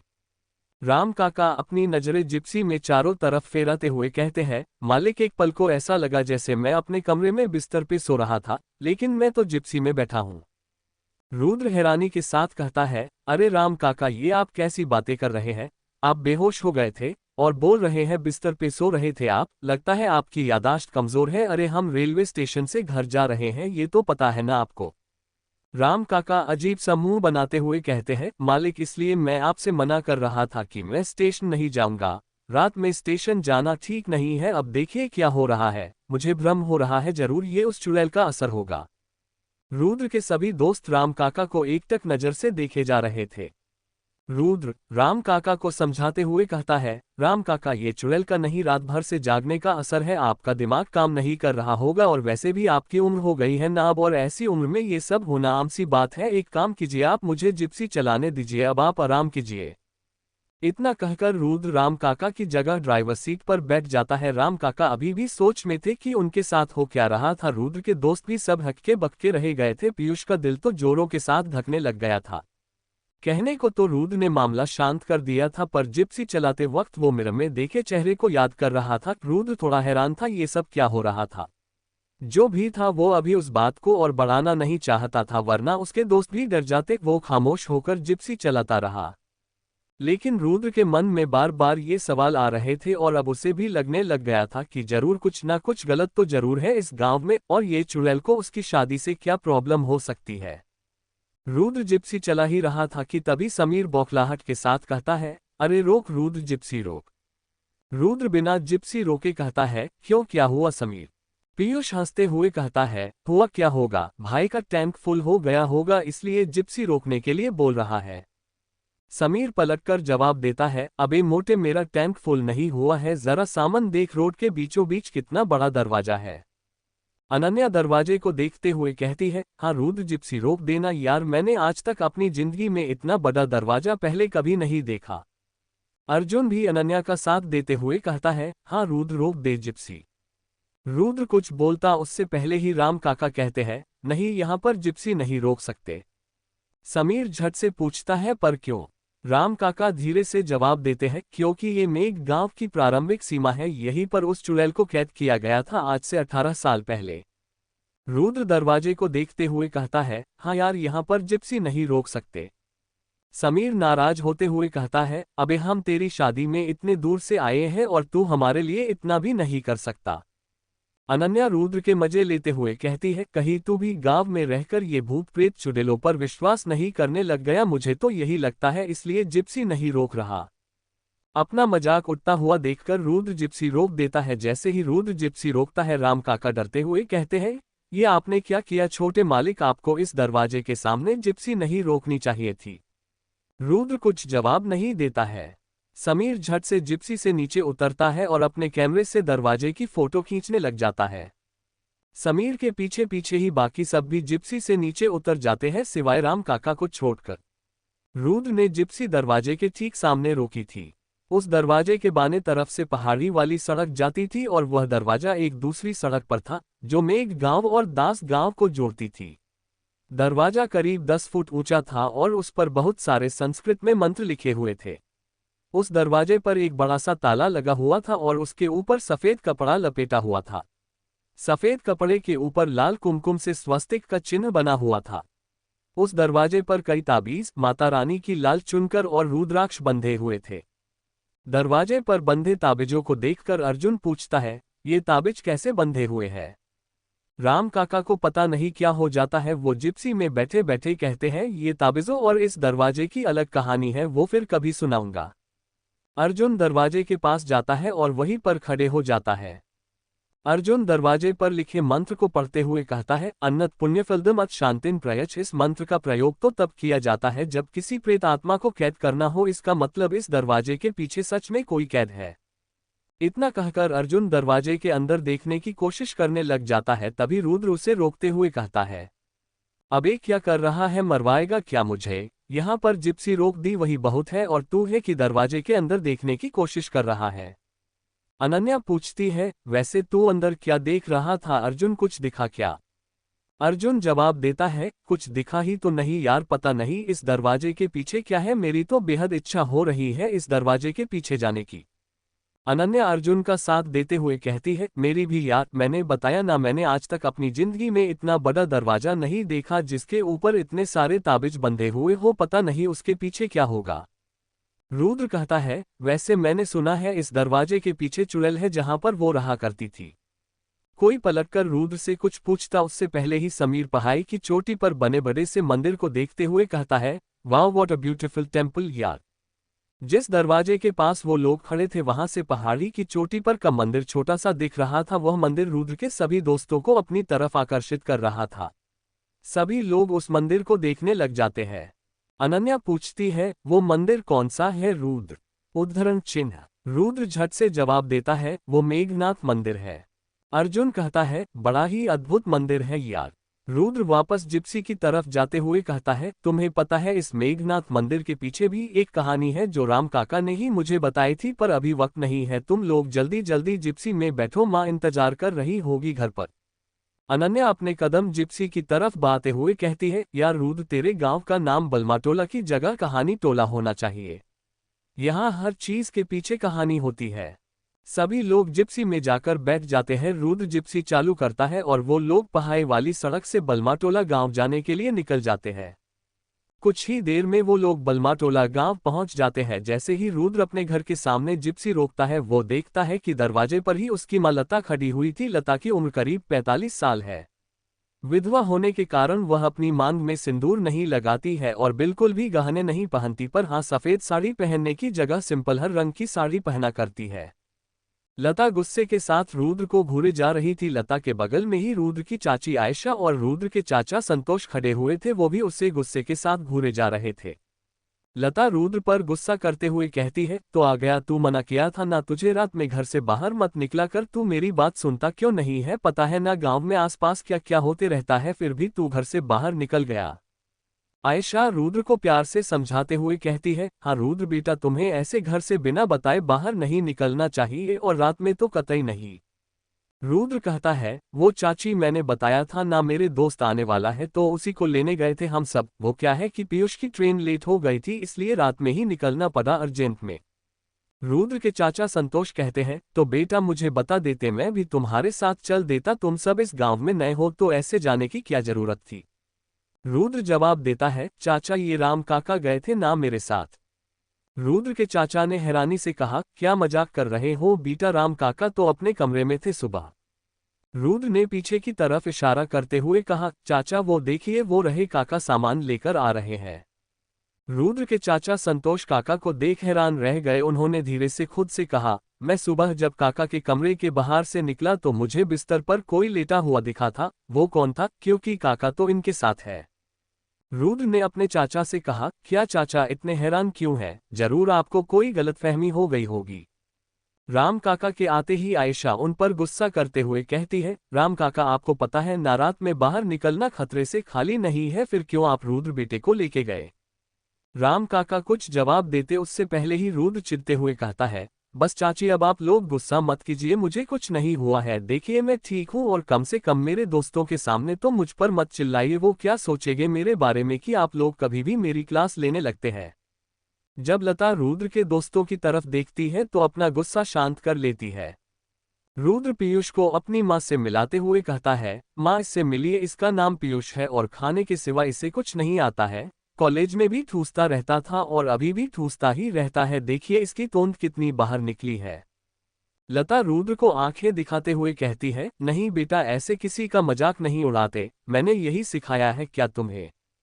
बाकी सारे दोस्त पीयूष पर हंसने लगते हैं तो पीयूष रुद्र की मां के पैर छूटे हुए कहता है, आंटी रुकिए मैं भी आपको इन लोगों की खासियत बताता हूँ।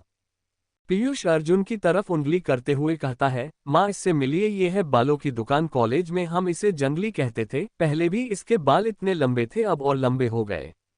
रुद्र पीयूष के मजाक पे कहता है, अबे मोटे ये तेरी तरह निठल्ला नहीं है, टाइम्स हिंदुस्तान में बड़ा पत्रकार बन गया है, इसके नाम के बड़े बड़े कॉलम छपते हैं और बहुत जल्द यह एक किताब भी लिखने वाला है, समझा। पीयूष बोलता है, वाह यार तूने कभी बताया ही नहीं, वैसे मैं समीर का भी तो बता दूं आंटी को। पीयूष समीर को देखते कहता है, अब आंटी आपको पता है समीर की क्या खासियत है, इसको अपने गले में कुछ न कुछ लटकाना है, कॉलेज में जब इसके पास कैमरा नहीं था तब ये बच्चों बोतल लटका लेता था। समीर शर्माते हुए कहता है, अरे वो तो बस ऐसे ही उस टाइम की बात है, और वैसे भी कैमरा हो और कोई अच्छी चीज दिख जाए तो हम जल्दी से फोटो खींच लेते हैं, अब देखिए ना आज हमने एक दरवाजा देखा उसकी मैंने बहुत सारी फोटो खींची। संतोष अपना मुंह फाड़ते हुए कहता है, इसका मतलब तुम वह दरवाजे के पास रुके थे। रुद्र हिचकिचाते हुए कहता है, हाँ वो चाचा। रुद्र अपनी बात पूरी कर पाता उससे पहले ही रुद्र की चाची आयशा राम काका पर चिल्लाते हुए कहती है, राम काका आपको क्या जरूरत थी जिप्सी मेघ गांव के प्रारंभिक दरवाजे के पास रोकन की। राम काका घबराते हुए कहते हैं, वो मालकिन मैं तो मना ही कर रहा था पर जिप्सी छोटे मालिक चला रहे थे और उन्होंने मेरे मना करने के बावजूद वहां पर जिप्सी रोक दी तो मैं क्या करता।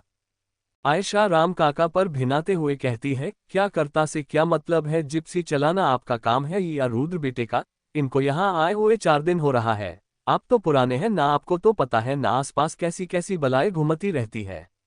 उद्धरण चिन्ह। रुद्र आयशा को समझाते हुए कहता है, चाची इसमें राम काका की कोई गलती नहीं, मेरी ही गलती है, मैं ही जीत कर रहा था, आप उन्हें मत डांटिए। इतने अनन्या ने कहा, हाँ आंटी हमने, राम काका तो मन ही कर रहे थे जाने से, वो तो हमारे कहने पर ही गए थे।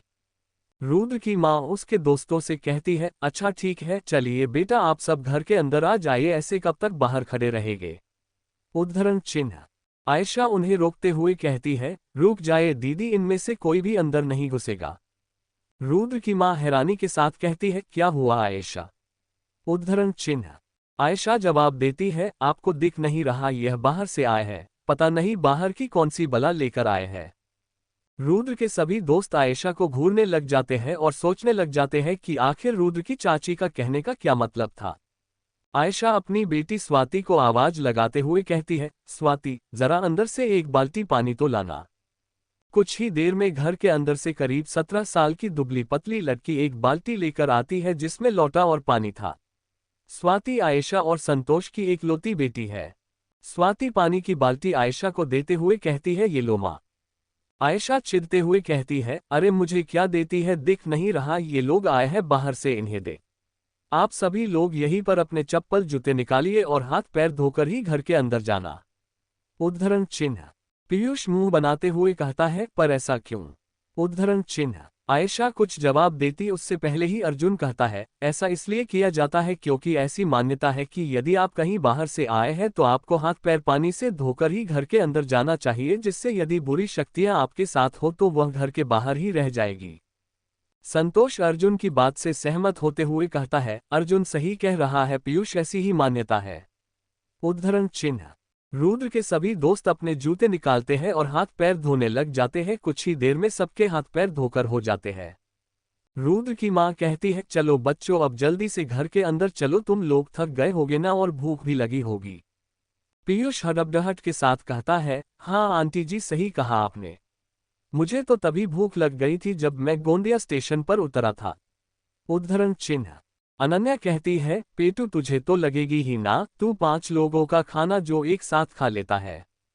इतना सुनते ही सब लोग हंसने लग जाते हैं और हंसते हुए ही रुद्र की हवेली के अंदर घुसने लग जाते हैं, पर आयशा दरवाजे पर ही खड़ी हुई थी और उस पानी को बहते हुए देख रही थी जिससे रुद्र के दोस्तों ने हाथ पैर धाए थे। वो देखती है कि वो पानी हद से ज्यादा काला हो गया था, जैसे कोई काया साया हो। आयशा डरते हुए कहती है, हे भगवान ये सब क्या है, कहीं ये लोग कोई बुरी बला तो अपने साथ लेकर नहीं आ गए। रुद्र के सभी दोस्त हवेली के अंदर घुसे ही थे कि घर के अंदर बैठा जर्मन शेपर्ड कुत्ता उन पर जोर जोर से भौंकने लगता है। भहू भहू। कुत्ते को भौंकते हुए देख पीयूष डर जाता है और कहता है, यार ये हम पर इतना क्यों भौंक रहा है जैसे हम कोई भूत हो। उद्धरण चिन्ह। रुद्र ने कहा, अच्छा तो टाइगर नाराज है हमसे, वो तो होना भी चाहिए, आखिर पीयूष से मिलवाया नहीं हमने। रुद्र टाइगर के पास जाता है और अपना हाथ उसके गले पर फेरने लगता है और कहता है, इनसे मिलिए, यह है हमारे घर के और दादाजी के रखवाले टाइगर। वाह यार, नाम तो एकदम शेरों वाला है, पीयूष ने कहा। ये है भी शेर, अच्छे अच्छे को डरा देता है। हाँ सही कहा, अभी अभी एक एग्जाम्पल देखा है हमने, अनन्या ने हंसते हुए कहा। वहीं पर हॉल में रुद्र के दादाजी व्हील चेयर पर बैठे हुए थे। रुद्र अपने सभी दोस्तों को उनके पास ले जाता है और कहता है, पीयूष यह मेरे दादाजी है, ये बोल नहीं सकते, न ही चल सकते हैं, इन्हें लकवा हुआ है। पीयूष दादाजी के पैर पड़ने लगता है। सुबह के 9 बज रहे थे हो और सभी लोग साथ मिलकर नाश्ते के लिए डाइनिंग टेबल पर बैठे हुए थे। जब पीयूष ने खाने के बर्तनों पर से ढक्कन हटाना शुरू किए तो उसके मुंह में पानी आ गया। डाइनिंग टेबल पर आलू के पराठे, सादे रोटी, पुरिया, गोभी के पराठे, चाय और मीठे में गुलाब जामुन रखा हुआ था। खाने को देखकर पीयूष ने कहा, भाई तेरे घर क्या हर रोज इतना ही खाना बनाता है या सिर्फ कल तेरी शादी होने वाली है इसलिए इतना बना है। हाँ भाई, इतना तो रोज ही बनता है। वाह यार, फिर तेरे तो मजे ही मजे, पर फिर भी कोई मतलब नहीं तेरा खाना खाने का, तू है तो दुबला का दुबला ही। समीर ने कहा, यार ऐसा हमारे हार्मोन्स के कारण होता है। चाहे दुबला व्यक्ति कितना भी खा ले वह मोटा नहीं हो पाता, और मोटा कितना ही कम खाए पतला नहीं हो पाता। हमारी जिंदगी में एक बड़ी समस्या है कि हर किसी को कुछ न कुछ समस्या है। मोटे को पतला होना है और पतले को मोटा होना है। ये बात तो तुमने सही कही समीर, काले को गोरा होना है और गोरे को और गोरा, अनन्या ने कहा। रुद्र बहुत देर से देख रहा था कि अर्जुन कुछ चुप चुप बैठा हुआ था। अर्जुन को ऐसे चुप बैठे कर रुद्र ने उससे पूछा, लेखक साहब आप फिर कहाँ किस दुनिया में खो गए। कुछ नहीं रुद्र, मैं बस ये सोच रहा था कि कल तेरी शादी होने वाली है और तेरे घर में हमारे सिवा कोई और मेहमान क्यों नहीं दिख रहा है। वो बात यह है कि मेरी शादी जल्दी जल्दी में हो रही है, इस वजह से हमने ज्यादा लोगों को नहीं बुलाया है और हमारे जो रिश्तेदार हैं वो यहीं पर बलमाटोला और दास गांव में रहते हैं। जब कल शाम को शादी होगी तो वो लोग आ जाएंगे। अच्छा बढ़िया है, अर्जुन ने कहा। पीयूष ने रुद्र की हवेली को देखते हुए कहा, वैसे रुद्र तूने कभी बताया नहीं यार कि तेरी इतनी बड़ी हवेली है। उद्धरण चिन्ह। यार कैसे बताता, कॉलेज में कभी मौका ही नहीं मिला। उद्धरण चिन्ह। मौका मिलता भी कैसे, तुझे कभी तन्वी से फुर्सत ही नहीं मिली। इतना कहकर पीयूष जोर जोर से हंसने लगता है। ये सुनकर रुद्र का चेहरा उतर जाता है। पीयूष को छोड़कर बाकी सब चुप थे।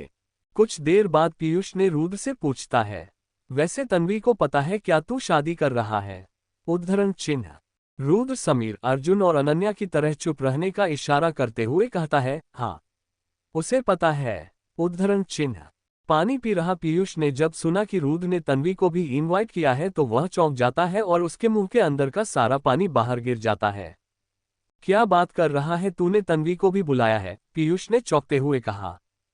हाँ तो इसमें हर्ष क्या है, रुद्र ने कहा। वो कोई तेरी सिर्फ दोस्त नहीं है, तेरी एक्स गर्लफ्रेंड रह चुकी है वो, और तू क्या खुद को ए दिल है मुश्किल का रणवीर समझता है जो तेरी शादी में आकर चन्ना मेरे या गाएगी, पीयूष ने कहा।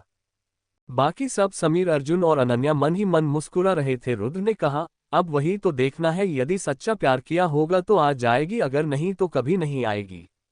उद्धरण चिन्ह। हाँ रुद्र तू सही कह रहा है, अगर उसे आना होता तो अब तक आ जाती। वैसे भी वो अब वह नहीं आने वाली और कल तो वैसे ही तेरी शादी है, पीयूष ने कहा। वैसे कुछ भी बोलो लड़की अच्छी थी है ना पीयूष, समीर ने पीयूष को छेड़ते हुए कहा। हाँ यार बहुत अच्छी थी, पता नहीं क्या जादू था उसमें। तुम्हें याद है पूरे कॉलेज के लड़के उसके पीछे पड़े थे, पीयूष ने कहा। हाँ सही कहा, और उनमें से एक मैं भी था, पर वो किसके पीछे थी, इस भोंदू रुद्र के, पीयूष ने कहा। पीयूष की बातें सुनकर सब लोग हंसने लगते हैं। यार मेरे एक बात समझ में नहीं आई, कॉलेज में तो तुम्हारा सब कुछ ठीक चल रहा था। सब लोग तो तुम्हारी ही जोड़ी की मिसाल देते थे, फिर फाइनल ईयर में ऐसा क्या हुआ कि तुम दोनों अलग हो गए, और इतने की पूरे साल एक दूसरे से बात तक नहीं की। यहाँ तक कि एक दूसरे का चेहरा भी देखना पसंद नहीं करते थे। अचानक ऐसा क्या हो गया था, अनन्या ने पूछा। कुछ बातों को यदि राज ही रहने दे तो ठीक रहता है, वरना यदि वह राज खुल जाते हैं तो सबको तकलीफ देने लगते हैं, इसलिए भलाई इसी में है कि उन बातों को राज ही रहने दे। और वैसे भी मेरी जिंदगी कोई किताब नहीं है जो हर कोई जब चाहे तब पढ़ सकता है। उद्धरण चिन्ह। ओ दूल्हे राजा, बातों को घुमा मत, ये बता तुम्हारा ब्रेकअप क्यों हुआ था, पीयूष ने पूछा। देख मोटे, ऐसा है मैं पुरानी बातों को याद करके उस पर रोना नहीं चाहता। अब उस वक्त के बारे में सोचकर मैं अपना समय बर्बाद नहीं करना चाहता, क्योंकि मुझे पता है अब वह वक्त लौटकर कभी वापस नहीं आ सकता, नहीं मैं उस वक्त को बदल सकता हूं, इसलिए उन बातों को भूल जाए तो उसी में सबकी भलाई होती है। उद्धरण चिन्ह। पीयूष ने रुद्र को छेड़ते हुए कहा, अच्छा है, फिर तो जब तन्वी आएगी मैं उस पर ट्राई मारूंगा, क्या पता इस बार इम्प्रेस कर पाऊं। रुद्र ने मुस्कुराते हुए कहा, मैंने कहा था न, तेरे लिए एक सरप्राइज है। पीयूष ने हाँ हिला दिया, सब पीयूष की तरफ ही देख रहे थे। रुद्र ने कहा, तो मोटे जरा पीछे पलट के तो देख। पीयूष जैसे ही पीछे पलटा उसने देखा तन्वी उसके पीछे खड़ी थी। तन्वी को ऐसे खड़े देख पीयूष हैरान हो और अपनी कुर्सी से उठकर उसने तन्वी को गले से लगा लिया और हंसते हुए बोला, यार तन्वी यह क्या सरप्राइज था, तुम कहाँ से टपकी। तन्वी ने हंसते हुए कहा, मोटे जहां से तू आया है वहीं से मैं अभी आई हूं, बस मैं कल रात को ही आ गई थी और तू आज सुबह आया है।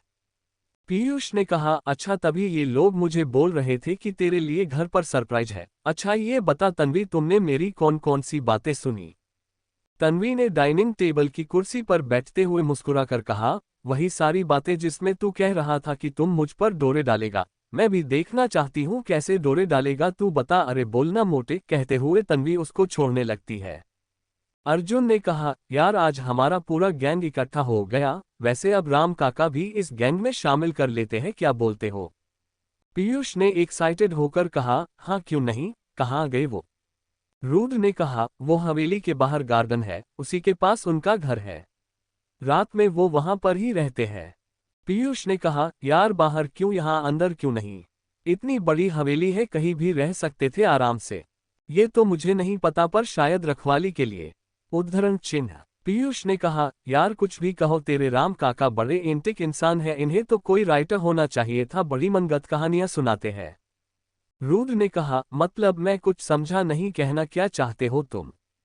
यही कि काका ने जो औरत की कहानी सुनाई थी जो मेघ गांव में जलकर मर गई थी, क्या मस्त कहानी है न, ऐसा लगा ही नहीं काका ने खुद बनाई है। रुद्र ने धीरे से कहा, बेटा मोटे वो कहानी नहीं हकीकत है।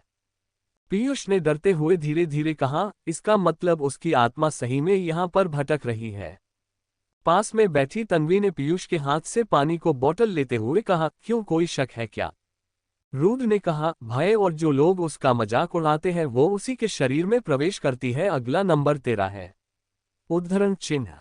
रुद्र की बातें सुनकर अनन्या हंसने लगती है और कहती है, बस रुद्र और कितना डराएगा इसे, दिख नहीं रहा इसकी हवा टाइट हो गई है। उद्धरण चिन्ह।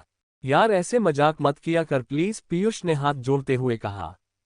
रुद्र कुछ कहता उससे पहले ही समीर ने कहा, अब यार पेट पूजा तो हो गई, आज रात भर से सोए नहीं है तो यार कुछ घंटे की नींद ले ली जाए तो कैसा रहेगा। समीर की इस बात पर सब ने हाँ में सर हिला दिया। समीर ने उबासी लेते हुए कहा, तो बता दिन में सोने का इंतजाम क्या है, क्योंकि तेरे घर पे शादी की तैयारी चल रही है ना, इसलिए। वैसे मुझे तो बहुत तेज नींद आ रही है। उद्धरण चिन्ह। तन्वी ने कहा, यार इतनी बड़ी हवेली है रुद्र की, बहुत सारे कमरे खाली पड़े हैं, कुछ तो लॉक पड़े हैं बहुत दिनों से, जहां मन करे वहां सो जाना। क्यों रुद्र, सही कहा ना मैंने, कहते हुए तन्वी मुस्कुराने लगी। रुद्र ने कहा, हाँ सही कहा, वैसे मैं सोच रहा था आज हमारा पूरा गैंग है, हम सब लोग एक साथ ऊपर एक हॉल में सोते हैं। हाँ अच्छा आइडिया है, कुछ और बातें भी हो जाएगी, पूरे 4 साल बाद जो मिल रहे हैं, अर्जुन ने कहा। हाँ यार पता ही नहीं चला 4 साल कैसे गुजर गए। कॉलेज के निकल जाने के बाद तो सभी अपनी अपनी दुनिया में खो गए थे, पर अच्छा हुआ रुद्र की शादी तय हो गई और हमें फिर से मिलने को मौका मिल गया।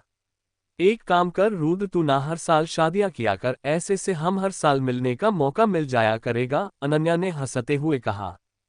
उद्धरण चिन्ह, पहले एक शादी तो हो जाए आराम से, बाकी इसके बाद कर लूंगा, रुद्र ने हंसते हुए कहा। सभी लोग ऊपर वाले हॉल में आ गए थे। अर्जुन और समीर सोफे पर बैठे थे, रुद्र और पीयूष जमीन में पैर और अनन्या और तन्वी पीयूष और रुद्र के सामने बैठे थे। थोड़ी देर और बातें करने के बाद समीर और अर्जुन जल्दी सो गए। पीयूष भी थोड़ी देर में सो गया और अनन्या तन्वी की गोद में सिर रख के सो गई, क्योंकि तन्वी रात में सो चुकी थी इसलिए उसे नींद नहीं आ रही थी। रुद्र तन्वी को देखते हुए बोला, यार कितना अच्छा लग रहा है ना, 4 साल बाद हम सब एक साथ हैं। तन्वी ने कहा, ये बात सही है, वैसे मुझे उम्मीद नहीं थी कि तुम मुझे शादी में बुलाओगे। रुद्र ने कुछ बोलने की कोशिश की, उससे पहले ही तन्वी फिर से बोली, वैसे अगर तुम नहीं भी बुलाते तो भी मैं आती, तुम्हारी बीवी से तो मुझे मिलाना ही है। रुद्र शर्माते हुए बोला, हाँ क्यों नहीं, पहले मैं तो मिल लूं फिर तुम भी मिल लेना। चिंता मत करो, उससे तो मैं बहुत अच्छे से मिलूंगी। वैसे ये बताओ तुम अपनी फैमिली से कब मिलवा रहे हो? रुद्र ने आंखें बड़ी करते हुए कहा, शिट यार, आज जब पीयूष आया तब सब लोग आए, फिर उसके बाद माँ और चाचा चाची शादी की तैयारी में लग गए और स्वाति अपनी पाई में, तो मिलवा ही नहीं पाया। तन्वी ने कहा, हाँ वह मैं रात में आई, उसके बाद सो गई और जब उठी फिर नाश्ता करके हम लोग यहाँ पर आ गए, तो फैमिली से मिलने का टाइम ही नहीं मिल पाया। रुद्र ने कुछ सोचते हुए कहा, लेकिन यार अगर मेरी चाची को पता चला कि तुम रात में आए और बिना पानी उतारे तुम घर के अंदर आ गई, वह मुझ पर बहुत चिल्लाने वाली है। तन्वी ने कहा, अच्छा तो तुम्हारे घर वाले ये सारी चीजें मानते हैं, तभी तुम्हारी हवेली के दूसरे फ्लोर के 6 कमरे ऐसा लग रहा है कई सालों से बंद है। रुद्र ने कहा, वो तो कोई नहीं रहता इसलिए, लेकिन वेट तुम्हें कैसे पता ऊपर 6 कमरे में बंद है, वह भी सालों से? तन्वी ने कहा, क्योंकि उठने के बाद जब तक तुम लोग नहीं आए मैं ऊपर वाले फ्लो में चली गई और ऐसा लगा जैसे ये काफी सालों से बंद है। रुद्र ने उबासी लेते हुए कहा, तन्वी अब मुझे बहुत जोर से नींद आ रही है, कहते हुए रुद्र सो गया। अब कमरे में सिर्फ तन्वी जाग रही थी, रुद्र को देखे जा रहे थी। देखते ही देखते तन्वी की आंखों में एक चमक सी आ गई और उसने खुद से कहा, सुहागरात बस उसी दिन का मुझे इंतजार है, कहते हुए तन्वी मुस्कुराने लगी। जब दोपहर के 1 बज गए तो रुद्र की चाची हाल में आई और उन सबको उठाया और बोली, बच्चों अब उठ भी जाओ, दिन में शैतान और आत्माएं सोती है, दोपहर खाने का समय हो गया है, जल्दी से नीचे आ जाओ सब। रुद्र ने हाँ में सर हिलाते हुए सबको उठाया और सामने देखा तो अनन्या जमीन पर लेटी हुई थी और तन्वी गायब थी। रुद्र ने तुरंत अनन्या से पूछा, यार तन्वी तो तेरे पास ही बैठी थी ना, बता कर गई है, क्या कहा जा रही है? अनन्या ने ना में सर हिलाते हुए जवाब दिया। अर्जुन ने कहा, अरे होगी यहीं कहीं, हम सब सो रहे थे, हो सकता है वह बोर हो रही हो तो निकल गई हो टाइम पास करने। रुद्र ने हैरानी से कहा, यार वह सब तो ठीक है, लेकिन अभी मेरी चाची को यह नहीं पता है कि तन्वी को हमने रात में बिना पानी वाली क्रिया किए हुए ही घर के अंदर आने दिया है, तो वह मुझ पर और राम काका पर बहुत चिल्लाएगी। समीर ने कहा, इसका मतलब हमें तन्वी को वो बालाएं हटाने वाली क्रिया करनी होगी। पीयूष ने कहा, वह सब तो हो जाएगा, लेकिन तन्वी है कहाँ? रुद्र ने कहा, देखो तन्वी मेरे घर वालों से मिले, उससे पहले हमें ढूंढना होगा। अनन्या सबसे पहले उड़ते हुए बोली, मैं अपने कमरे में जाकर देखती हूँ। पीयूष बोला, मैं उसे कॉल करता हूँ। रुद्रा बोला, मैं नीचे वाले कमरे और फ्लो में देखता हूँ। अर्जुन और समीर तुम गार्डन और घर के बाहर देखो, जिसे मिले माँ चाची और चाचा से मत मिलवाना, बाकी मैं देख लूंगा। सबने हाँ में सर हिलाया और अपनी जगह से उठाने लगे। तभी पीयूष बोला, मोबाइल तो आउट ऑफ कवरेज है उसका, चलो ढूंढते हैं। रुद्र जैसे ही नीचे पहुंचा माँ ने बोला, बेटा आओ खाना तैयार है, और बाकी लोग कहाँ है? रुद्र ने कहा, माँ आप लोग खाओ, मैं थोड़ी देर से खाऊंगा, और बाकी सब भी। रुद्र ने पूरा ग्राउंड फ्लोर देख लिया और जब बाहर गार्डन पहुंचा तो समीर और अर्जुन भी वापस आते हुए दिखे। रुद्र ने उनसे पूछा, क्या हुआ, कहीं मिली क्या? दोनों ने नामे गर्दन हिला दी। अब रुद्र को समझ नहीं आ रहा था कि आखिर अचानक तन्वी कहाँ गायब हो सकती है। रुद्र राम काका के कमरे में के पास आकर उसने कहा, काका काका। राम काका बाहर आए तो रुद्र ने कहा, काका अपने तन्वी को देखा है क्या? काका ने ना में सर हिलाते हुए कहा, मना कर दिया। काफी कोशिश के बाद जब रुद्र, समीर और अर्जुन को तन्वी उन्हें नहीं मिली तो वह वापस अनन्या के रूम में आए। अनन्या ने कहा ने पूछा, क्या हुआ, कहीं मिली क्या? रुद्र में नामे सर हिला दिया और पूछा, मोटे कॉल लगा क्या? हाथ में मोबाइल पकड़े उसमें रुद्र की तरफ मोबाइल दिखाते हुए कहा, कोशिश कर रहा हूं लेकिन अभी भी आउट ऑफ कवरेज आ रहा है। किसी को समझ नहीं आ रहा था कि अचानक तन्वी कहाँ गायब हो गई और रुद्र को इस बात का डर लग रहा था कि अगर कहीं उसे कुछ हो गया तो शादी के पहले बवाल हो जाएगा। तभी अचानक ठक ठक की जोर से आवाज आई। आवाज सुन किसी की समझ नहीं आया कि ये आवाज कहाँ से आ रही है, लेकिन अर्जुन को ऐसा लग जैसे ये ऊपर से आ रही थी। अर्जुन ने कहा, यार हमने पूरा घर देख लिया लेकिन ऊपर वाला फ्लो नहीं देखा, मेरा मतलब सेकंड फ्लो। अनन्या ने कहा, लेकिन यार वो वहां क्यों जाएगी, ऊपर वाले फ्लो पे हम नहीं गए, इतने दिन में वो अकेले क्यों जाएगी? पीयूष बोला, वैसे ऊपर वाले फ्लो में क्या है? पीछे से राम काका की आवाज आई, ऊपर वाले कमरों में छोटे मालिक के पिताजी रहा करते थे। और इतना कहने के बाद राम काका चुप हो गए तो पीयूष ने कहा, काका कोई नई कहानी है क्या आपके पास? अब काका ने कहा, कहानी नहीं सच्चाई है। छोटे मालिक के पिताजी ऊपर वाले कमरे में अक्सर अकेले रहा करते थे और किसी को भी उन कमरों में नहीं आने देते थे। उनके जाने के बाद मालकिन ने उन्हें बंद करवा दिया। रुद्र ने कहा, वैसे आज सुबह जब हम सब हॉल में थे तो तन्वी उन कमरों के बारे में पूछ रही थी। तभी दोबारा ठक ठक की तेज आवाज आती है। सब एक दूसरे के चेहरे को देखने लगते हैं कि आखिर ये कैसी आवाज है। अर्जुन बोला, यार यह आवाज ऊपर वाली फोटो से आ रही है। तभी फिर से और जोर से ठक ठक ठक की आवाज आई। रुद्र को समझ आ गया कि ये आवाज ऊपर वाले फ्लो से आ रही थी। सब भागते हुए ऊपर वाले फ्लो पे गए तो सबने देखा कि कमरों के ताला बंद है। काका ने कहा, मालिक मुझे लगता है छोटी मालकिन को बुला लेना चाहिए। रुद्र बोला, रुक जाओ मैं जाके देखता हूं पहले। रुद्र, समीर, अर्जुन, अनन्या, पीयूष और सब दूसरे फ्लो पर जाने के लिए जैसे ही आगे बढ़ते हैं, राम काका सबको एक बार फिर मना करते हैं लेकिन रुद्र नहीं मानता है और वो लोग दूसरे फ्लो पर पहुंच जाते हैं। रुद्र देखता है कि पूरा फ्लो काफी गंदा है और पांचों कमरों में ताला बंद है जबकि कुछ कमरे ऐसे ही खुले पड़े हैं। रुद्र भी यहाँ कभी नहीं आया था। ये सब देख सब लोग हैरान रह जाते हैं। तभी फिर ठक ठक ठक की आवाज आती है। अर्जुन कहता है कि यार आवाज तो इन्हीं किसी कमरों में से आ रही है, मुझे लग रहा है वह तीसरे नंबर वाले कमरे से आ रही है। जैसे ही अर्जुन उस कमरे की तरफ बढ़ता है राम काका ने कहा, रुक जाए, मैं बोल रहा हूं अनर्थ हो जाएगा। ये कमरे ऐसे ही बंद नहीं किए गए हैं, इसके पीछे बहुत बड़ा कारण है। रुद्र कहता है, लेकिन काका कुछ भी हो जाए हमें तन्वी को तो ढूंढना ही पड़ेगा ना, अगर वह यहाँ है तो हमें उसे बाहर निकालना ही पड़ेगा। रुद्र आवाज लगाता है, तन्वी क्या तुम यहाँ हो? रुद्र की आवाज लगाते ही ठक ठक की आवाज और बढ़ जाती है। रुद्र पांचों कमरों के पास जाकर सुनता है कि आखिर आवाज किस कमरे से आ रही है तो उससे पता चलता है कि आवाज दूसरे नंबर वाले कमरे से आ रही है। सब लोग उस कमरे के बाहर खड़े होकर उस ठक ठक की आवाज को सुनते हैं। रुद्र कमरे की कुंडी की तरफ देखता और कहता है, इसका ताला तो खुला हुआ है लेकिन इस कमरे का ताला तो बंद था न काका, फिर कैसे खुआ? रुद्र ने जैसे ही कमरे के दरवाजे पर लगे बड़ी से ताले पर अपना हाथ रखा, एक जोर से चीखने की आवाज आई। रुद्र ने जैसे ही कमरे के दरवाजे पर लगे बड़ी से ताले पर अपना हाथ रखा, एक जोर से चीखने की आवाज आई। रुद्र ने कहा, हो ना हो तन्वी अंदर ही है।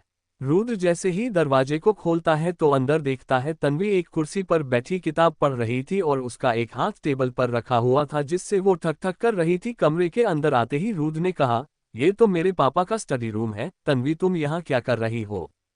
तन्वी धीरे से पीछे पलटी और मुस्कुराती रही, कुछ भी नहीं बोली और फिर पलटकर वो किताब पढ़ने लगी। रुद्र ने जोर से कहा, तन्वी यहाँ क्या कर रही हो? तन्वी ने पलट के देखा, इस बार उसके चेहरे से मुस्कुराहट गायब थी। उसने जोर से किताब टेबल पर रखी और कुर्सी से उठकर रुद्र की तरफ बढ़ने लगी। तन्वी को देखकर सब हैरान थे कि आखिर इसको क्या हो गया है। तन्वी जैसे ही रुद्र के पास पहुंची तभी पीछे से रुद्र के माँ की आवाज आए, रुद्र क्या कर रहे हो तुम सब यहाँ पर? रुद्र की चाची आयशा ने गुस्से में कहा, आखिर इस कमरे का दरवाजा किसने खोला? रुद्र की माँ ने फिर कहा, रुद्र ये लड़की कौन है, यहाँ कैसे आएगी और इस कमरे में क्या कर रही है? रुद्र ने कहा, माँ मैं मिलवा ना भूल गया, ये तन्वी है, हमारे कॉलेज की दोस्त, ये रात में आई थी इसलिए आप लोग इससे मिल नहीं पाए।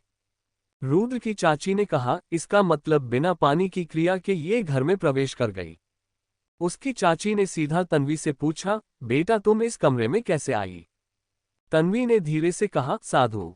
रुद्र की चाची ने अपने कानों से साफ साफ तो नहीं सुना, लेकिन तन्वी के होंठ से उन्हें अंदाजा लग गया कि तन्वी ने साधु बोला। उन्हें विश्वास नहीं हो रहा था कि इतने सालों बाद ये शब्द कोई कैसे बोल रहा है। उन्होंने तुरंत जोर से बोला, काका, जल्दी से लोहे के लोटे में पानी, 3-4 लाल खड़ी मिर्ची, 7 छोटी छोटी नमक की दिल्ली, नमक और राई के 7 दाने लेकर आइए तुरंत, और आप सब कमरे से बाहर आइए। रुद्र की माँ ने देखा टेबल पर किताब रखी हुई थी। उन्होंने उसे उठा के देखा तो ये वही किताब जिस पर साधु लिखा हुआ था। उन्होंने खुद से कहा, ये लड़की इस किताब को क्यों पढ़ रही थी? ये तो। तन्वी की तरफ देखते हुए रुद्र की माँ ने कहा, बेटा आप ये पढ़ रहे थे? तन्वी ने मुस्कुराते हुए हाँ मैं सर हिला दिया। रुद्र की माँ ने वो किताब अपने पास रख ली।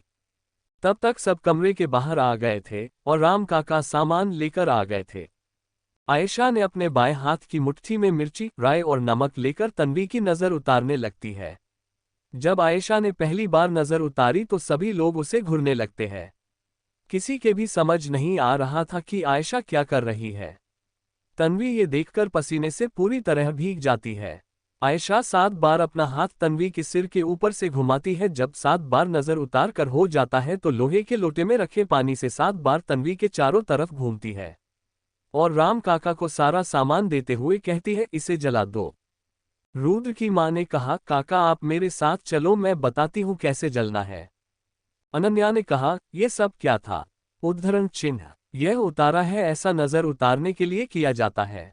कहा जाता है इससे बुरी शक्ति का असर आपके ऊपर है तो वह चली जाती है। अर्जुन ने कहा, यार इस गांव में कितना अंधविश्वास भरा पड़ा है, अनन्या ने कहा। जैसे ही यह बात अनन्या ने कही, आयशा ये बात सुन लेती है और कहती है, क्या कहा अंधविश्वास? तुम्हें यह अंधविश्वास लग रहा है तो जाकर देखो, जब काका इसे जलाएंगे तो तुम्हें तो पता ही होगा ना कि मिर्ची और राई जलाने पर खेव आती है, तो इसमें से एक भी खेव नहीं आएगी। आयशा अपने सिर पर हाथ रखते हुए कहती है, पता नहीं ये कौन सी बला थी इस लड़की के अंदर। उद्धरण चिन्ह। आयशा ने कहा, रुद्र कमरे का दरवाजा बंद करो और इसमें नया ताला लगवाना पड़ेगा। रुद्र ने दरवाजा बंद कर दिया और आयशा ने तन्वी से कहा, बेटा तन्वी, आप इस कमरे में कैसे आए? इसमें तो ताला बंद था। तन्वी बोली, टहलते हुए यहाँ आई तो मैंने देखा ताला खुला हुआ था, तो मैं अंदर चली गई और मुझे बुक्स पढ़ना अच्छा लगता है तो बुक्स पढ़ने लगी। आयशा ने कहा, बेटा इस फ्लो पर हम लोग नहीं आते हैं। रुद्र के पापा की देहांत के बाद से इन सभी कमरों को बंद करवा दिया था जो सालों से बंद थे, समझ नहीं आता इसका ताला कैसे खुला। रुद्र ने कहा, अब नीचे चले, मैं इसे काका के साथ बंद करवा दूंगा। नीचे जाते हुए आयशा ने कहा, बेटा पर आगे से अब याद रखना, तुम्हें नहीं पता हमारे गांव में क्या क्या होता है। इतना कहकर रुद्र की चची अपने कमरे में चले जाती है। पीयूष ने मामले की गंभीरता को बदलते हुए कहा, तुम तो जरा भी नहीं बदली तन्वी, पूरी वैसी की वैसी ही दिखती हो और हरकतें भी वैसी ही है जैसे कॉलेज के दिनों में भी गायब हो जाती थी, फिर पता चलता लाइब्रेरी में कहीं कोने में बैठी पढ़ती रहती थी। तन्वी ने मजाक में कहा, मोटे क्या करूं, वक्त और हालातों ने मुझे बदलने ही नहीं दिया, और वैसे भी मैं कोई रिश्ता नहीं हूं जो वक्त आने पर बदल जाऊं। तन्वी की बात सुनकर समीर समझ जाता है कि यह तंज रुद्र के लिए कहा गया है। बात को बदलकर समीर कहता है, वैसे एक बात बताओ तन्वी, तुम ये स्कार्फ हमेशा अपने गले में क्यों पहनी रहती हो? कॉलेज के दिन में यहाँ तक कि अपने फेयरवेल के दिन में भी तुमने ये पहन कर रखा था, आखिर क्या राज है इसका? उद्धरण चिन्ह। तन्वी ने अपने गले में पहने हुए स्कार्फ को हाथ लगाया और उसे ठीक करते हुए कहा, बस आदत है बचपन से और मुझे अच्छा भी लगता है। मैं थोड़ी इंसानों की तरह अपनी पसंद बदलती नहीं रहती हूँ, एक बार जिसे अपना लिया तो अपना लिया और एक बार जिसे ठुकरा दिया तो बस ठुकरा दिया। रुद्र ने तन्वी की आंखों में देखते हुए कहा, हाँ सही कहा, कोई प्यार के लिए अपना सब कुछ ठुकरा देता है और कोई दुनिया के लिए अपने प्यार को ठुकरा देता है। बातें करते हुए सब नीचे आ गए थे। अनन्या ने कहा, यार तेरा और रुद्र का बढ़िया है, दोनों मैकेनिकल इंजीनियर बने और उसी फील्ड में काम रहे हो, हमारी तरह नहीं, कोई फोटोग्राफर है, कोई राइटर है तो कोई मॉडल और कोई पीयूष की तरह नल्ला, अनन्या ने कहा। अनन्या की यह बात सुनकर सब हंसने लगते हैं। सब वही सोफे पर बैठ गए तो अनन्या ने कहा, तुझे याद है जब हम सब का लास्ट ईयर चल रहा था तो मेरा और तेरा मेजर प्रोजेक्ट का एक ही ग्रुप था और ये मोटे पीयूष और अर्जुन का एक अलग ग्रुप। ये दोनों वो पुराने भोपाल की सिटी की गलियों में अपना मेजर प्रोजेक्ट खरीद कर लाए थे और पकड़े गए थे। HOD सर ने झट से पकड़ लिया था, वो भी क्या दिन थे ना यार। याद है HOD सर ने सबसे ज्यादा तेरी और रुद्र की ही तारीफ की थी। तुम दोनों का ही प्रोजेक्ट बड़ा अच्छा था। क्या था वो? हाँ, ऐसी कार जिसमें सेफ्टी फीचर था। यदि कार गलती से पानी में डूब जाए तो अपने आप ऊपर आ जाए, और शराब पीकर अगर कोई ड्राइव करना चाहे तो दरवाजा ही न खुले, और स्पीड कंट्रोलर भी था न उसमें। वैसे तुम्हारा क्या प्रोजेक्ट था, जरा बताना मुझे, मैं भूल गई। छोड़ न अनन्या, ये पुरानी बातों को याद करने से थोड़ी लौटकर वापस आने वाली है, बस दर्द ही देने वाली है। इसलिए बेहतर यही है उन यादों और यादों में बसे लोगों को भी भुला दिया जाए, तन्वी ने कहा। रुद्र ने बात को बदलेते हुए कहा, अब बातें हो गई हो तो शाम हो गई है, भूख बहुत तेज लग रही है। आज दिन कैसे निकल गया पता ही। चाय के लिए मैं काका को बोल के आता हूँ। अर्जुन ने रुद्र को छेड़ते हुए कहा, अरे रुक यार, मैं बोल के आता हूँ, तू आराम से तन्वी से बातें कर। रुद्र ने जवाब दिया, जब मेरे पास वक्त था तब किसी के लिए मेरे पास वक्त नहीं था, और वैसे भी अब बातें करने का वक्त निकल चुका है। तन्वी रुद्र की बातों का कुछ जवाब नहीं देती। अनन्या ने कहा, यार तुम दोनों और तुम दोनों की बातें मेरे कभी भी समझ में नहीं आएगी। दोनों एक जैसे ही हो जिद्दी, पर क्या करूँ, हो तो मेरे ही दोस्त, दोनों को छोड़ भी नहीं सकती। अब जाओ काका को चाय के लिए बोल के आओ, और बोलना चाय के साथ कुछ खाने का भी लाए। रुद्र जाने लगता है और कहता है, चलो अनन्या, मैं खुद अपने हाथों से चाय बनता हूँ, तुम मेरी हेल्प कर देना। रुद्र के पीछे पीछे अनन्या जाने लगती है। समीर और अर्जुन भी अनन्या की तरफ जाने लगते हैं। तन्वी भी अनन्या के पीछे जाने ही वाली थी कि तभी पीयूष तन्वी को रोकता है और कहता है, रुको तन्वी जरा। पीयूष की बात सुनकर तन्वी रुक जाती है। तन्वी, एक बात पूछूं? हाँ पूछो ना पीयूष। पीयूष कहता है, वो जो किताब तुम पढ़ रही थी, मैंने देखा वो रुद्र की माँ अपने साथ ले गई, ऐसा क्या था उस किताब में? तन्वी मुस्कुराते हुए कहती है, उस किताब में शक्तिशाली बनाने का तरीका बताया गया है, और उसे हर कोई पढ़ भी नहीं सकता। पीयूष घबराते हुए पूछता है, उसका नाम क्या है? आगे जाती हुई तन्वी पीयूष की तरफ गर्दन घुमा के देखते हुए धीरे से कहती है, साधु। कहकर तन्वी आगे जाने लगी। पीयूष की समझ नहीं आया तन्वी ने क्या बोला। रात के खाने के बाद सभी जल्दी सो गए। सुबह भोर के 5 बजे तभी अर्जुन की नींद खुलती है और वह बिना किसी को उठाए हवेली के बाहर गार्डन में चले जाता है। वातावरण में मधुर चिड़ियों के चहचहाने की आवाज सुनाई दे रही थी और कोयल के गुनगुनाने की आवाज भी सुनाई दे रही थी। कुह dot dot dot dot dot dot dot dot dot कुह। पक्षियों के चहचहाने की आवाजें मन को अत्यंत आनंदित कर रही थी। उसने देखा कि राम काका उठ गए थे और वह गार्डन में झाड़ू लगा रहे थे। जैसे ही 5:30 बजे अर्जुन को एक शंखनाद की आवाज सुनाई देने लगी। उस शंखनाद की गूंज काफी लंबी थी, जो करीब 5 मिनट तक वातावरण में गूंज रही थी। अर्जुन के समझ नहीं आ रहा था कि सुबह सुबह ये शंखनाद की गूंज कहाँ से आ रही थी। अर्जुन राम काका के पास जाता है और पूछता है, राम काका, ये शंखनाद की गूंज कहाँ से आ रही है? उद्धरण चिन्ह। राम काका झाड़ू लगाते हुए कहते हैं, वो तुमने मेघनाथ मंदिर देखा था, रास्ते में वहीं से आ रही है। अर्जुन ने कहा, वो जो पहाड़ी की चोटी पर बना हुआ था?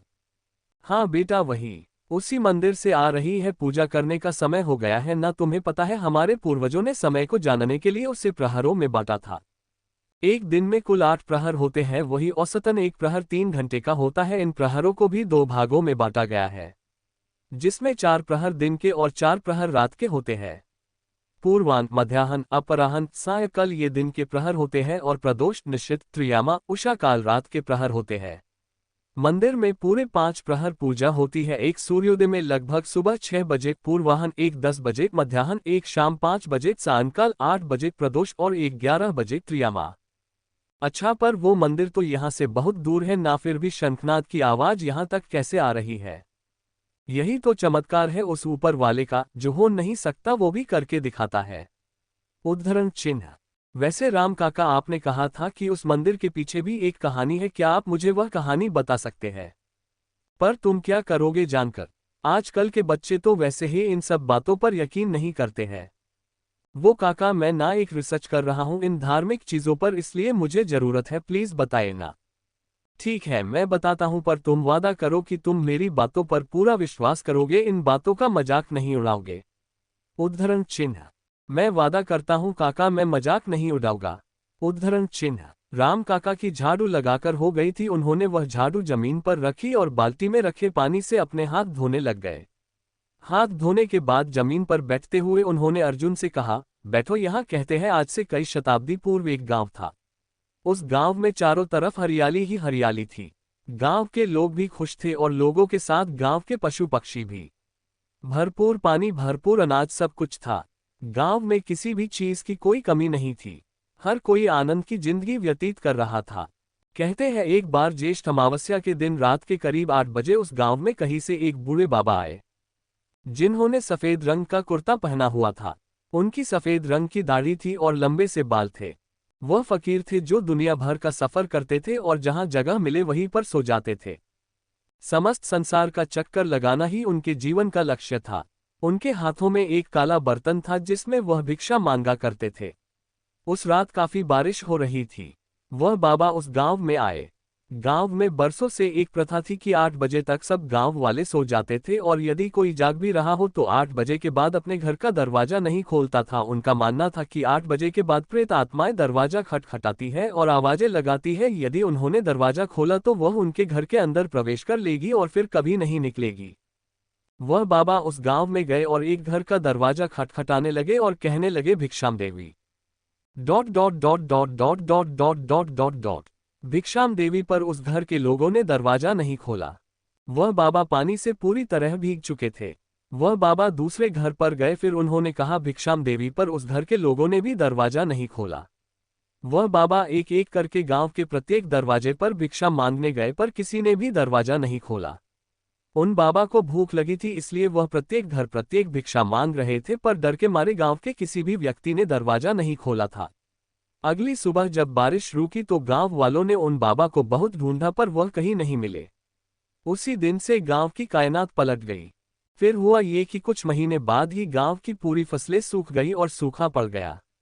3 साल हो गए सूखा पड़े पर गांव वालों ने बारिश का मुंह तक नहीं देखा था। सबका मानना था कि उस फकीर बाबा का श्राप लगा है। उस रात उन्हें भोजन नहीं करा पाए, ये सब उसी का फल था। सूखा पड़ने के कारण गांव वालों के पास ज्यादा खाने के लिए अनाज और पानी नहीं था। इस वजह से गांव के सभी लोग एक साथ मिलकर एक ही जगह खाना बनाते थे और मिल बांटकर खाते थे। गांव में करीब 100 लोग रहते थे। गांव वाले प्रत्येक दिन गिनती का खाना बनाते थे। एक रोज जब पूरा भोजन बच चुका था और सबको सभी के हिस्से का खाना मिल गया था, वह फकीर बाबा फिर से आए और उनके सामने आकर बैठ गए। उनके चेहरे पर हर वक्त मुस्कान रहती थी। उन्होंने अपना काला बर्तन अपने सामने रखा और बैठे बैठे कहा, भिक्षाम देवी। गांव वाले सोचने लगे अब क्या करे, सारा भोजन तो बच चुका है और नया भोजन भी नहीं बना सकते थे। उन सभी लोगों ने निर्णय लिया कि गांव के कुछ लोग मिलकर अपने हिस्से का एक एक घास उस बाबा के कटोरे में डालेंगे जब तक वह भर नहीं जाता। कुछ लोग बाबा के पास गए और अपनी थाली में का एक एक घास उनके कटोरे में डालने लगे। हैरानी तो इस बात की थी कि बाबा का कटोरा बहुत छोटा था, 10 लोगों के भोजन देने से भर जाना चाहिए था, पर फिर भी वह नहीं भरा था। फिर गांव का प्रत्येक व्यक्ति उनके पास गया और अपनी थाली में के भोजन का एक घास उसमें डालने लग गया। जब सभी लोगों ने अपने हिस्से का भोजन उसमें डाल दिया तो वह बर्तन भर गया। उन बाबा ने सभी लोगों के साथ खाना खाया। खाना खाने के पश्चात उन्हें प्यास लगी। गांव में बहुत कम पानी था और वह भी बच चुका था। इसका भी यही फैसला हुआ कि 3-4 लोगों मिलकर बाबा को अपने हिस्से का आधा पानी देंगे। 3-4 लोगों आगे बढ़े और उन्होंने बाबा के बर्तने में पानी डाला, पर फिर सबको हैरानी हुई, बाबा का बर्तन वह नहीं भरा। फिर सभी लोग बारी बारी आगे बढ़े और अपने हिस्से का आधा पानी बाबा के बर्तन में डालने लगे। जब सभी लोगों ने बाबा के बर्तन में पानी डाल दिया तो वह बर्तन भर गया। गांव वालों की एकता देखकर वह बाबा बहुत प्रसन्न हुए। वह गांव के एक मैदान में गए और उन्होंने अपनी झोली में से एक बीज निकाला। उन्होंने स्वयं अपने हाथों से एक गड्ढा खोदा और वह बीज उसमें गढ़ा दिया। उनके काले बर्तन में जितना पानी था सब उन्होंने उस बीज पर चढ़ा दिया और वह बाबा वहां से चले गए। गांव वालों ने उन बाबा से बात करने की बहुत कोशिश की पर उन्होंने किसी से भी बात नहीं की। बाबा के जाने के बाद उसी रात गांव में 3 साल बाद पहली बार बारिश हुई। इतनी बारिश हुई कि बादल फट गए। गांव वालों का मानना था कि फकीर के वेश में वह स्वयं भगवान उनके गांव आए थे। जिस रात बारिश हुई उसी रात पहाड़ी की चोटी पर स्वयंभू मंदिर प्रकट हुआ। स्वयंभू मंदिर अर्थात वह मंदिर जो अपने आप प्रकट होते हैं। गांव वाले वह मंदिर देखकर काफी आश्चर्यचकित हुए। जब गांव वाले उस पहाड़ी वाले मंदिर के पास पहुंचे तो उन्होंने देखा उस मंदिर के अंदर एक अद्भुत स्वयंभू शिवलिंग था जो चमक रहा था। गांव वालों के अनुसार बाबा के उस बीज को लगाने से बारिश हुई थी, इसलिए उस गांव का नाम मेघ रख दिया गया और वह पहाड़ी वाला मंदिर मेघ गांव के पास था और भोलेनाथ का मंदिर था, इसलिए उसे मेघनाथ नाम से संबोधित किया जाने लगा। वह बीज जो उस फकीर ने लगाया था, गांव वाले हर रोज उस पर पानी डालने लगे और कुछ सालों बाद उस बीज ने पेड़ का रूप ले लिया और वह बरगद के पेड़ में तब्दील हो गया, जो मैं एक गांव के स्कूल में लगा था। वैसे तो एक बरगद के पेड़ का जीवन काल 309 साल का होता है और पीपल के पेड़ का 2500 साल, पर शायद यह उन्हीं का चमत्कार था कि वह बरगद का पेड़ हमेशा रहा और मेघ गांव को हरा भरा रखा। राम काका अर्जुन को मेघनाथ मंदिर की पौराणिक कथा सुना ही रहे थे कि तभी अर्जुन ने राम काका के दाएं हाथ पर एक हरे रंग का निशान देखा। वह निशान काफी पुराना दिख रहा था। वह निशान त्रिभुज की तरह था। वह निशान देखकर अर्जुन ने पूछा, काका आपके हाथ पर यह निशान कैसा? बेटा ये निशान तो बंधुआ मजदूरी का है। अर्जुन ने चौंकते हुए कहा, बंधुआ मजदूरी की प्रथा तो बहुत पहले ही समाप्त हो गई थी ना, और इसके लिए तो कानून भी बना है और कानून के मुताबिक किसी से भी बंधुआ मजदूरी कराना अपराध है। उद्धरण चिन्ह। हाँ बेटा, पर कानून तो बना है, पर वह सिर्फ किताबों के पन्नों पर ही लागू होता है, हमारे गांव में नहीं। हमारे गांव के तो खुद के नियम और कानून होते हैं, जो बड़े लोगों ने कह दिया वही हमारे लिए कानून है। उद्धरण चिन्ह। वैसे आप कब से यहाँ पर काम कर रहे हैं? काका ने हंसते हुए कहा, मैं यहाँ तब से काम कर रहा हूँ जितनी मेरी उम्र है। मेरे सारे पूर्वज यहाँ पर बंधुआ मजदूर थे, यहाँ तक कि मेरी बहू और उसकी बच्ची लाली भी बंधुआ मजदूर है। क्या आपकी बहू भी है? हाँ। उद्धरण चिन्ह। अभी कहाँ है वह इस वक्त? उसकी माँ की तबीयत खराब है, इसलिए वह अपने मायके गई है, कुछ ही दिनों में आ जाएगी। अच्छा, और आपका लड़का? मेरा लड़का? काका ने हंसते हुए कहा। हाँ, आपका लड़का वह कहाँ है अभी? वो तो भगवान के पास है अभी। अर्जुन ने शोक प्रकट करते हुए कहा, जानकर बड़ा दुख हुआ। वैसे कैसे हुई थी उसकी मौत? उसकी मौत हुई नहीं थी, बल्कि उसे मारा गया था। क्या कहा? मारा गया था? किसने मारा था उसे? उस औरत की आत्मा ने। अर्जुन ने चौंककर कहा, क्या कहा? उस औरत की आत्मा ने? हाँ, उस औरत की आत्मा ने, क्योंकि जिन लोगों ने उसे उस दिन जलाया था उसमें से एक मेरा बेटा भी था। बातों बातों में सुबह के 8 बज गए थे। रुद्र हवेली से बाहर निकलता है और देखता है कि राम काका और अर्जुन दोनों पास पास जमीन पर बैठकर बातें कर रहे हैं। रुद्र वहां पहुंचकर कहता है, और भाई क्या बातें हो रही है, जरा मुझे भी तो बताओ। कुछ नहीं, बस यूं ही। रुद्र, आ ना बैठ। रुद्र जैसे ही अर्जुन के पास बैठने जाता है, राम काका वहां से उठकर चले जाते हैं। अर्जुन को ये देखकर बहुत अजीब लगता है। और भाई बता, कैसा लग रहा है मेरा गांव? यार तुझे पता है, जाने अनजाने में तूने मेरी एक बहुत बड़ी मदद कर दी है। कैसी मदद? तुझे पता है ना, मैं एक किताब लिख रहा हूँ। हाँ पता है। क्या तुझे ये पता है वह किताब मैं किस बारे में लिख रहा हूँ? रुद्र ने सोचते हुए कहा, नहीं। तो सुन, मैं ना हमारे हिंदू शास्त्रों और तंत्र मंत्र शास्त्रों का अध्ययन कर रहा हूँ और उसी पर रिसर्च कर रहा हूँ। मैं ये देखना चाहता हूँ कि यह सब सच है या झूठ। यदि हमारा यह मानना है कि भगवान होते हैं, तो फिर भूत कैसे होते हैं? ये सिर्फ हमारी परिकल्पना है या हकीकत में भी इससे इसका कुछ संबंध है? बिल्ली का रास्ता काटना, नींबू का उतारा उतारना, मंदिर में भगवान को पीठ न दिखाना, ये सब अंधविश्वास है या इनका हमारे वास्तविक जीवन में कुछ महत्व भी है? देख भाई, मुझे तो इन सब बारे में कुछ नहीं पता, पर आई होप तुझे तेरे सारे सवालों के जवाब जल्द ही मिल जाए। वैसे रुद्र, एक बात बता, ये जो तेरी हवेली है ये तेरे पापा ने बनाई है या उनके पुरखों की है? ये हमारे पुरखों की है, पर तू क्यों पूछ रहा है? वह इसलिए यार, क्योंकि मैंने नोटिस किया कि जब हम आ रहे थे तो बलमाटोला गांव चालू तो हो गया था, पर रास्ते में 5 किलोमीटर लंबा जगन पड़ा, उसके बाद तेरी हवेली आई। गांव वालों से इतने दूर हवेली लेने की क्या जरूरत थी, यदि रात में कोई इमरजेंसी पड़ गई तो? यार यह हवेली तो मुझे मेरे पुरखों से मिली है, ये सब तो उन्हें सोचना चाहिए था ना, मैं क्यों सोचूं? और वैसे अब कुछ किया भी नहीं जा सकता, हवेली को तोड़ फोड़ ही सकते हैं। हाँ, फिर भी हवेली के पीछे जगन और पहाड़ी फैली हुई है, इसका क्या तुझे डर नहीं लगता क्या यहाँ रहने में? डर पर किस बात का? वैसे भी मैं गांव में कम ही रहता हूँ। बेंगलोर में जॉब जो है मेरी, यहाँ बस छुट्टियों और त्योहारों में आता हूँ। उद्धरण चिन्ह। अरे हाँ यार, मैं तो भूल ही गया था, तेरी बेंगलोर में जॉब है, बता कैसी चल रही है? अर्जुन और रुद्र बातें ही कर रहे थे कि तभी वहां पर समीर और पीयूष आ जाते हैं। समीर के हाथों में ब्रश था जिससे वह मंजन कर रहा था और पीयूष रूठा हुआ मुंह बनाया था। पीयूष का रूठा हुआ मुंह देखकर रुद्र ने हंसते पूछा, क्या हुआ मोटे, ये सुबह सुबह मुंह क्यों फुला लिया? सपने में क्या कोई भूतनी आ गई थी? यार मैं ना अपना ब्रश घर पर ही भूल गया हूं, अब क्या करूं? तो इसमें मुंह फुलाने वाली कौन सी बात हुई? अर्जुन ने कहा। रुद्र जहां पर खड़ा था उसके पास ही नीम का पेड़ लगा था। रुद्र अपना हाथ ऊंचा करता है और झट से नीम के पेड़ की एक पतली सी डाली तोड़ लेता है और पीयूष को देते हुए कहता है, ये ले तेरा दातून। ये क्या है? पीयूष ने कहा। इसे तोड़ और घिस ले अपना मुंह। जितने भी ये तेरे पीले दांत दिख रहे हैं ना सब सफेद हो जाएंगे। रुद्र ने कहा। तुझे पता नहीं है शायद पुराने जमाने में जब ब्रश नहीं होते थे यही, अर्जुन ने कहा। पीयूष कुछ नहीं बोला तो समीर ने कहा, क्या हुआ मोटे, क्या सोच रहा है तू? पीयूष के कहा, यार मैं सोच रहा हूं इस डाल का यूज तो मैं कर लूंगा पर यह नीम के पत्तों का क्या करूंगा? उद्धरण चिन्ह। रुद्र बोला, अरे इसका उपयोग तुझे नहीं तन्वी को करना है, उसके अंदर बहुत जहर भरा पड़ा है, थोड़े से पत्ते खा लेगी तो जहर थोड़ा कम हो जाएगा। रुद्र हंसने लगा। रुद्र ने जैसे ही यह बात कही तन्वी और अनन्या वहां पर आ जाते हैं और रुद्र की बात सुन लेते हैं। तन्वी गुस्से में कहती, क्या बोला तुमने? रुद्र हकलाते हुए कहता है, का कुछ नहीं। नहीं, कुछ तो बोला तुमने। हाँ वो मैं कह रहा था कि हम सबको ये नीम के पत्ते रोज खाना चाहिए। नीम के पत्ते भले ही कड़वे होते हैं पर हमारा खून तो साफ करते हैं ना। उद्धरण चिन्ह।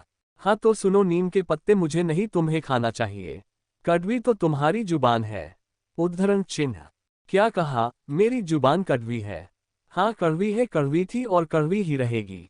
तुम्हारी जुबान से तो जैसे चाशनी बहती रहती है ना मीठे लफ्जों की। कड़वे इंसानों के लिए मेरे मुंह से कड़वी बातें ही निकलती है। तुम्हारे कर्म इतने अच्छे नहीं हैं जो मेरे मुंह से तुम्हारे लिए मीठे लफ्ज निकले। रुद्र ने मुंह बनाते हुए कहा, देखो तो कर्म की बातें कौन कर रही है? तन्वी महारानी मिली है इनसे, कर्मा की देवी से, लगता है यमराज की सेक्रेटरी यही है। इनके पास सबका लेखा जोखा है कि किसने कितने पाप किए हैं और किसने कितने पुण्य। हाँ सही कहा तुमने, और उसके मुताबिक तुम्हारे पापों का घड़ा भर चुका है रुद्र। अब बस भी करो तुम दोनों झगड़ना। क्या यूं सुबह सुबह बच्चों की तरह लड़ना शुरू कर दिया है? वैसे भी रुद्र अब तुम्हारी शादी होने वाली है, तुम कोई तन्वी के साथ कॉलेज में नहीं पढ़ रहे हो जो उसके मजे ले रहे हो। वैसे जरा ये बताना तुम्हारी होने वाली पत्नी का नाम क्या है? उद्धरण चिन्ह। क्या करोगी जानकर? अरे ओ हीरो, बस नाम पूछा है, तुम तो ऐसे बोल रहे हो जैसे मैं उसे पटाने वाली हूं। अनन्या की बात सुनकर सब लोग हंसने लगते हैं। गोरी। गोरी नाम है उसका, रुद्र ने कहा। सही है, गांव की गोरी। आखिर शहरी बाबू को गांव की गोरी मिल ही गई। वैसे सब गांव की लड़की को यही लगता है कि उनका राजकुमार शहर से आएगा और डोली में बैठकर उन्हें ले जाएगा, पीयूष ने खिलखिलाते हुए कहा। जरा फोटो तो दिखाना तेरी गांव की गोरी की, समीर ने रुद्र के मजे लेते हुए कहा। यार उसे तो अभी तक खुद मैंने नहीं देखा है। क्या? सबने एक साथ चौंकते हुए कहा। हमारे इसमें शादी से पहले दूल्हा दुल्हन एक दूसरे की सूरत नहीं देखते, यहाँ तक कि फोटो भी नहीं, वरना इसे अपशगुन माना जाता है। मतलब वो लड़की जिसके साथ तू अपनी पूरी जिंदगी गुजारने वाला है, तुझे यही नहीं पता वह दिखती कैसी है? अनन्या ने कहा।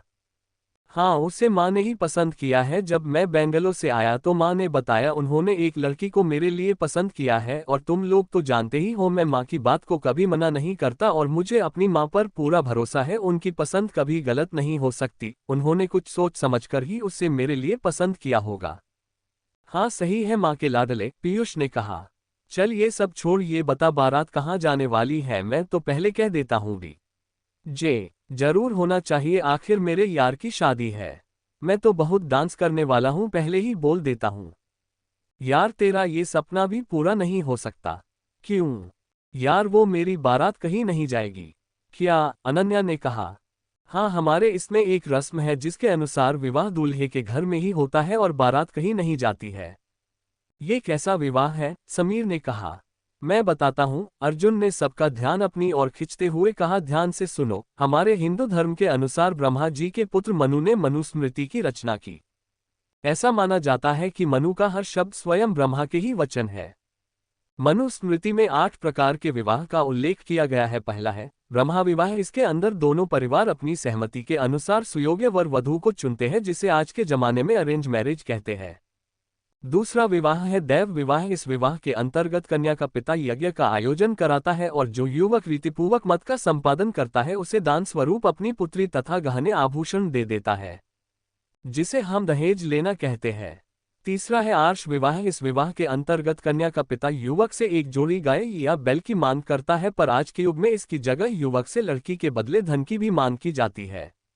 चौथा है प्रजापत्य विवाह। इसके अंतर्गत यदि लड़की को दूल्हा पसंद हो या नहीं हो, उसकी सहमति के बगैर ही उसकी शादी करा दी जाती है। इतना कहकर अर्जुन चुप हो जाता है। क्या हुआ अर्जुन, तुम चुप क्यों हो गए? बाकी के 4 विवाह कौन से हैं बताओ ना, तन्वी ने कहा। पर अर्जुन तन्वी की बात का कोई जवाब नहीं देता है। बता ना अर्जुन, समीर ने कहा। हिंदू धर्म में वैसे तो बस इन 4 विवाह को सहमति दी गई है, पर 4 और है, जिनमें पहला है गंधर्व विवाह। इसमें परिवार वालों के सहमति के बिना वर वधू शादी करते हैं।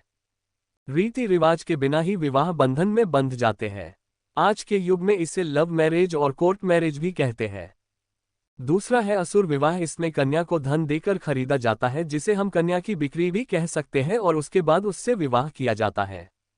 तीसरा है राक्षस विवाह। इस विवाह के अंतर्गत कन्या पक्ष के निकट संबंधियों मित्रों को डरा धमकाकर उनकी हत्या करके कन्या को उसके घर से जबरन उठाकर ले जाया जाता है और विवाह किया जाता है, जिसे राक्षस विवाह कहते हैं।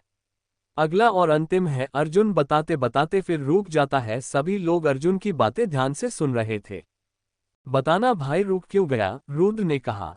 अब जिस विवाह के बारे में मैं बताने जा रहा हूं वह कोई आम विवाह नहीं है, बल्कि इन सब विवाह में सबसे बुरा विवाह है, और वह है पैशाच विवाह। अर्जुन ने धीमी आवाज करते हुए कहा। इसके अंदर जब कोई लड़की सोई हो या नशे की हालत में होती है तो उसका बलात्कार करके और उसके साथ शारीरिक संबंध बनाकर उसके साथ विवाह किया जाता है, जिसे पैशाच विवाह कहते हैं। उद्धरण चिन्ह। तुझे इतना सब कुछ कैसे पता है? अनन्या ने हैरानी के साथ कहा। हाँ यार, तुझे इन यब विवाह के बारे में कैसे पता चला? समीर ने कहा। बताओ न अर्जुन, तन्वी ने कहा। अर्जुन ने चिढ़ते हुए कहा। अब यार कितनी बार बताओ, मैं जो किताब लिख रहा हूं ना इन्हीं सब के बारे में लिख रहा हूं, तभी तो मैंने संस्कृत पढ़नी सीखी। ये सब बातें जो मैं तुम्हें बताता हूं मनुस्मृति में लिखी हुई है, और हाँ, मैं तंत्र शास्त्र पर भी रिसर्च कर रहा हूं।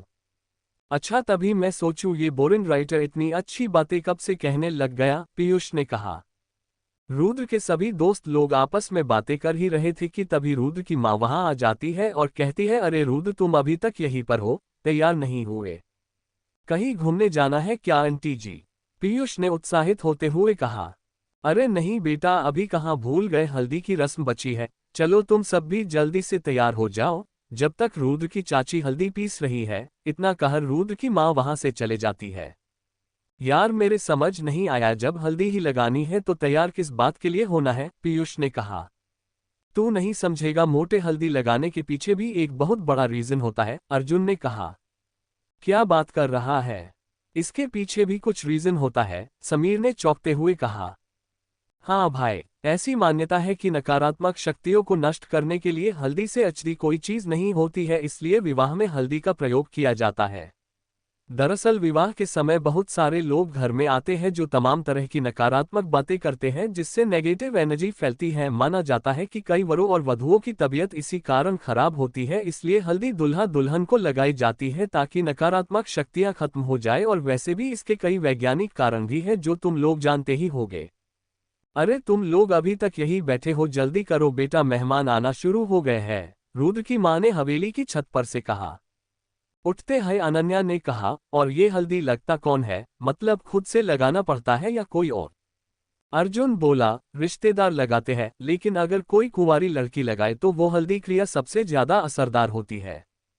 साथ में चल रही तन्वी ये सुन मन ही मन मुस्कुरा रही थी। सब आंगन की तरफ चले गए, लेकिन तन्वी महल के अंदर। हल्दी के कार्यक्रम की सारी तैयारी हो गई थी। रुद्र की चाची ने अपने हाथों से सिलबट्टे पर हल्दी पिसी थी। गांव के लोग और कुछ मेहमान भी लगभग आ गए थे। रुद्र सफेद बनियान और सफेद धोती पहना हुआ था और उसके बाकी सब दोस्तों ने पीले रंग के कपड़े पहने हुए थे। रुद्र के घर वालों ने भी पीले रंग के कपड़े ही पहने थे। रुद्र की चाची एक कटोरी में से आटा लेती है और उससे जमीन के ऊपर चाक बना देती है। चाक बनाने के बाद उस पर पीला रख देती है। रुद्र बेटा, इस पर बैठ जाओ, आयशा ने रुद्र से कहा। रुद्र उस पीले पर जाकर बैठ जाता है। समीर के हाथों में कैमरा था जिससे वह सभी की फोटो खींच रहा था। आयशा के हाथ में हल्दी का कटोरा था जिसमें दूर्वा रखी हुई थी। पीयूष उस दूर्वा को देखकर अर्जुन से पूछता है, ये घास हल्दी के अंदर क्यों रखी गई है? अर्जुन हंसते हुए कहता है, बेवकूफ, वह घास नहीं है, उसे दूर्वा कहते हैं। वैसे ये घास का ही एक रूप होती है। दूर्वा हिंदू धर्म में सबसे शुद्ध मानी गई है। दूर्वा गणेश जी की सबसे पसंदीदा चीजों में से एक है और दूर्वा से हल्दी की रस्म को निभाकर दूल्हा और दुल्हन को अपनी आने वाली जिंदगी में प्रेम से रहने और लड़ाई झगड़ा न करने का आशीर्वाद दिया जाता है। इधर तन्वी महल के अंदर किसी और फिराक में थी। तन्वी महल के अंदर अनन्या के कमरे में थी। आज के दिन एक हल्दी रस्म सुन के तन्वी एक बार फिर बहुत खुश हो गई थी। स्माइल करती हुई तन्वी अपने कमरे से बाहर निकली और रुद्र की बहन श्वेता को ढूंढने लगी। तन्वी ने देखा श्वेता तैयार होकर हल्दी रस्म के लिए रुद्र की तरफ जा रही थी। तन्वी ने श्वेता को रोकते हुए कहा, श्वेता सुनो। श्वेता तन्वी के पास आके बोली, क्या हुआ दीदी? तन्वी ने कहा, आंटी ने चावल और लाल रंग का कपड़ा मंगाया है। उन्होंने कहा ऊपर वाले स्टोव में है, उन्होंने निकल दिया है, बस लेकर आना है। श्वेता बोली, ठीक है दीदी आप चलो मैं लेकर आती हूँ। तन्वी आगे बढ़ी और श्वेता फर्स्ट फ्लोर तरफ जाने लगी, लेकिन तन्वी तुरंत पीछे पलटी और श्वेता के पीछे पीछे जाने लगी। हल्दी की रस्म के चलते सब आंगन में थे तो ये फ्लोर पूरा खाली पड़ा था। श्वेता जैसे ही फर्स्ट फ्लोर के स्टोर का दरवाजा खोल के अंदर गई, तन्वी ने मौका देख बाहर से दरवाजा बंद कर दिया और खुद से बोली, रुद्र बाबू तुम्हें हल्दी तो मैं ही लगाऊंगी, तभी तो तुम मेरे हो पाओगे। कहते हुए तन्वी तेजी से आंगन की तरफ जाने लगी। इधर आंगन में आयशा को हल्दी की रस्म की शुरुआत करने के लिए श्वेता की जरूरत थी, लेकिन श्वेता कहीं नजर नहीं आ रही थी। समीर ने कहा, श्वेता ही क्यों? अर्जुन बोला, यार ऐसा है अगर घर की कोई करीबी अविवाहित लड़की सबसे पहले हल्दी लगाती है तो वो साफ मन से लगाती है क्योंकि वो दूल्हे के भला ही चाहती है। उसके बाद अगर कोई जादू टोना करके भी लगाएगा तो वो असर नहीं करेगी। समीर हैरानी से बोला, और अगर किसी ने पहली हल्दी ही काले मंत्रों के साथ लगा दी तो? अर्जुन कुछ बोलता इससे पहले ही आयश चाची की आवाज आई, बेटा तन्वी देखना श्वेता कहाँ है। तन्वी ने कहा, चाची जी मैं लगा देती हूँ, मैं भी तो कुंवारी हूँ। ये सुनते ही अर्जुन, समीर और अनन्या एक साथ बोले, अब आएगा मजा। हाँ चाची जी तन्वी सही है। एक पल को आयशा को लगा कि पहली हल्दी तो घर का कोई करीबी लगाए, यही परंपरा है, पर जब श्वेता नहीं दिखी और रस्म शुरू करने का समय हो गया तो उन्होंने कहा, आओ तन्वी बेटा। जी जी अभी आई। तन्वी ने कहा, बेटी ये रस्म वैसे तो श्वेता को करना चाहिए पर आता नहीं कहा है और समय निकाल रहा है, इसलिए तुम ये रस्म की शुरुआत कर दो। और कहते हैं सेफ दिल से जो भी अविवाहित लड़की हल्दी को स्पर्श करती है और दूल्हे को पहले हल्दी लगाती है उसे अच्छा वर मिलता है। ये बात सुनकर तन्वी मन ही मन मुस्कुराते हुए कहती है, मुझे यही वर चाहिए, 18 साल से इंतजार कर रही हूँ। आयशा ने कहा, क्या सोच रही हो बेटी? तन्वी ने रुद्र की आंखों में देखते हुए कहा, बस यही कि मैं भी जल्दी ही शादी करूंगी और आप लोग को जरूर बुलाऊंगी। आयशा तन्वी के हाथ में हल्दी से भरा हुआ कटोरा देते हुए कहती है, ये लो बेटी, सबसे पहले इस दूर्वा से रुद्र के सिर के ऊपर से नीचे तक 5 बार हाथ घुमाओ।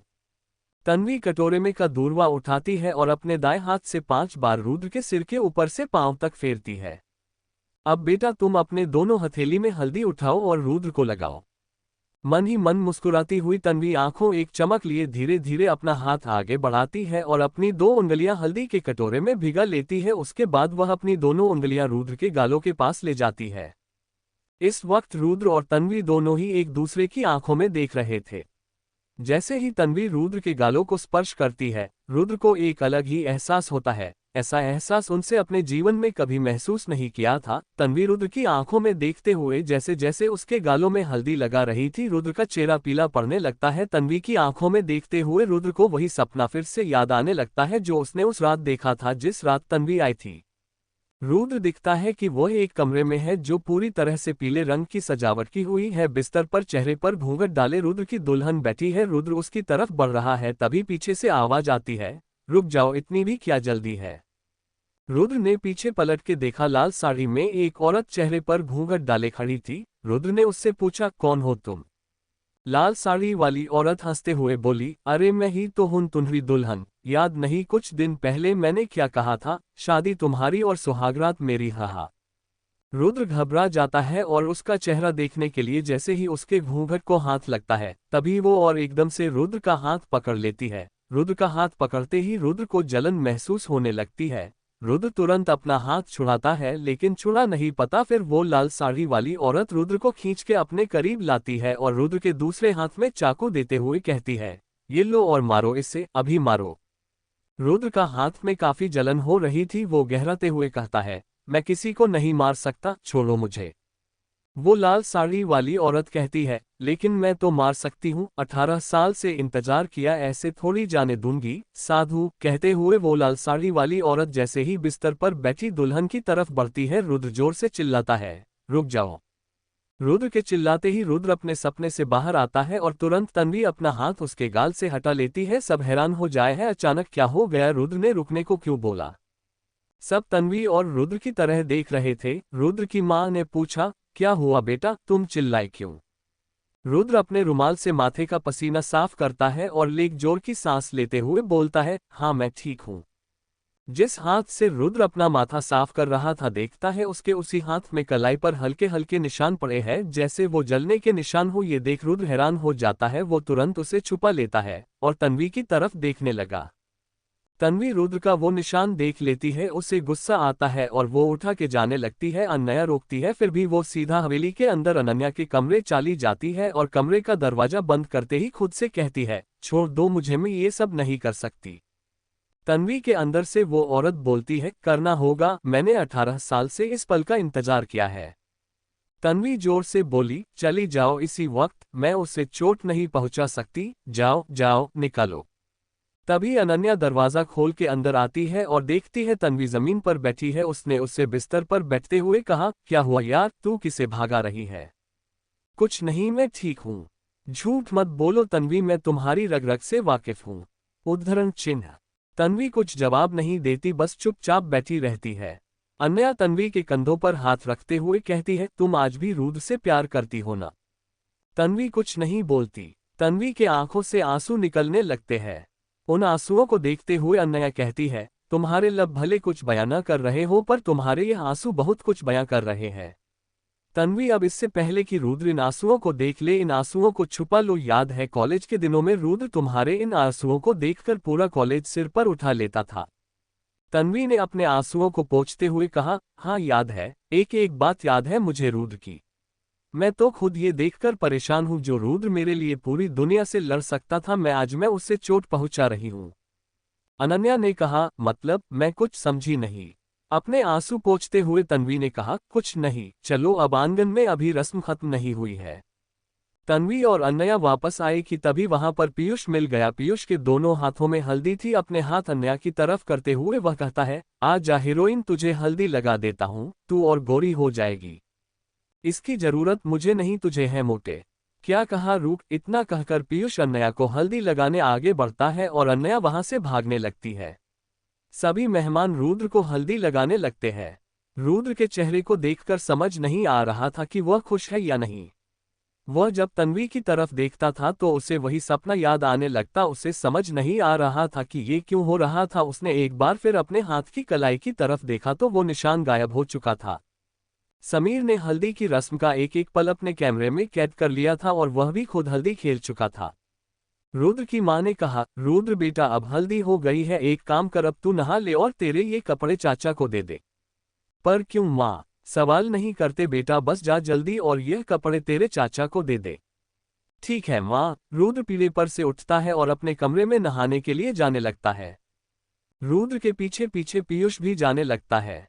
पीयूष को देखकर समीर कहता है, तू कहाँ जा रहा है मोटे। नहाने जा रहा हूँ। उद्धरण चिन्ह। कहाँ। रुद्र के पास। तू क्या उसकी पीठ घिसकर देगा, समीर ने कह। समीर और अर्जुन दोनों ठहाके लगाने लगते हैं। समीर कहता है, बेटा वो कॉलेज के दिन थे जब जल्दी जल्दी में हम साथ में नहा लेते थे, पर आज उसकी शादी है, आज तो आराम से नहाने दे, उसे टाइम लगेगा आज। तो जब तक हम क्या करें, ऐसे ही हल्दी में खड़े रहे। हाँ यार, मैं भी यही सोच रहा हूँ। रुद्र के पूर्वजा ने इतनी बड़ी हवेली बनाई, लेकिन बाथरूम गिने चुने कमरों में बनाया, जिसमें कुछ में लड़कियां हैं तो कुछ में रिश्तेदार, अर्जुन ने कहा। हाँ यार, मैं भी यही सोच रहा था, समीर ने कहा। तो फिर क्या करे, पीयूष ने कहा। समीर के सामने ही राम काका थे जो सफाई कर रहे थे। राम काका, समीर ने कहा। राम काका, तू क्या राम काका के साथ नहाने वाला है, पीयूष ने हंसते हुए कहा। नहीं पागल, मेरे साथ आ। उद्धरण चिन्ह। सब समीर के पीछे पीछे जाने लगते हैं। राम काका सुनिए, समीर ने कहा। हाँ बेटा बोलो। यहाँ पर कहीं आसपास नदी है क्या। उद्धरण चिन्ह। नदी तो नहीं बेटा, पर हाँ तालाब जरूर है। समीर ने उत्साहित होते हुए कहा, कहाँ पर काका। यह अपनी हवेली के पीछे जो जगन है ना, वहां से बस 1 किलोमीटर दूर है। पूरा सीधा सीधा ही रास्ता है, पर वहां पर तुम लोग मत जाना। क्यों काका? पीयूष ने कहा। राम काका ने धीमी आवाज करते हुए कहा, कहते हैं उसके अंदर किसी बुरी आत्मा का वास है। यदि वहां पर नहाने जाओ तो वह इंसान को पानी में डुबाने लगती है। कई गांव वालों की मौत हुई है वहां पर, दुख के उद्धरण चिन्ह। ठीक है काका, हम वहां नहीं जाएंगे, अर्जुन ने कहा। मेरी बात याद रखना, वहां मत जाना वरना वह तुम्हें डुबा देगी। राम काका इतना कहकर वहां से जाने लगते हैं। सुनो, तुम दोनों अपने कपड़े जल्दी से एक बैग में रख लो जो तुम्हें नहाने के बाद पहनने हैं, समीर ने कहा। पर क्यों? पीयूष ने कहा। पागल, हम नहाने जा रहे हैं जंगल वाले तालाब में। तू पागल तो नहीं हो रहा है समीर? यार तुम लोग चलो ना, कुछ नहीं होने वाला। ठीक है, हम सामान लेकर आते हैं, पीयूष और अर्जुन ने कहा। Thank you for listening. मुझे उम्मीद है आपको यह स्टोरी पसंद आई होगी। अगर आपको पसंद आई है तो प्लीज लाइक और कमेंट करना ना भूलें और मोर स्टोरीज के लिए सब्सक्राइब करें। मिलते हैं नेक्स्ट वीडियो में।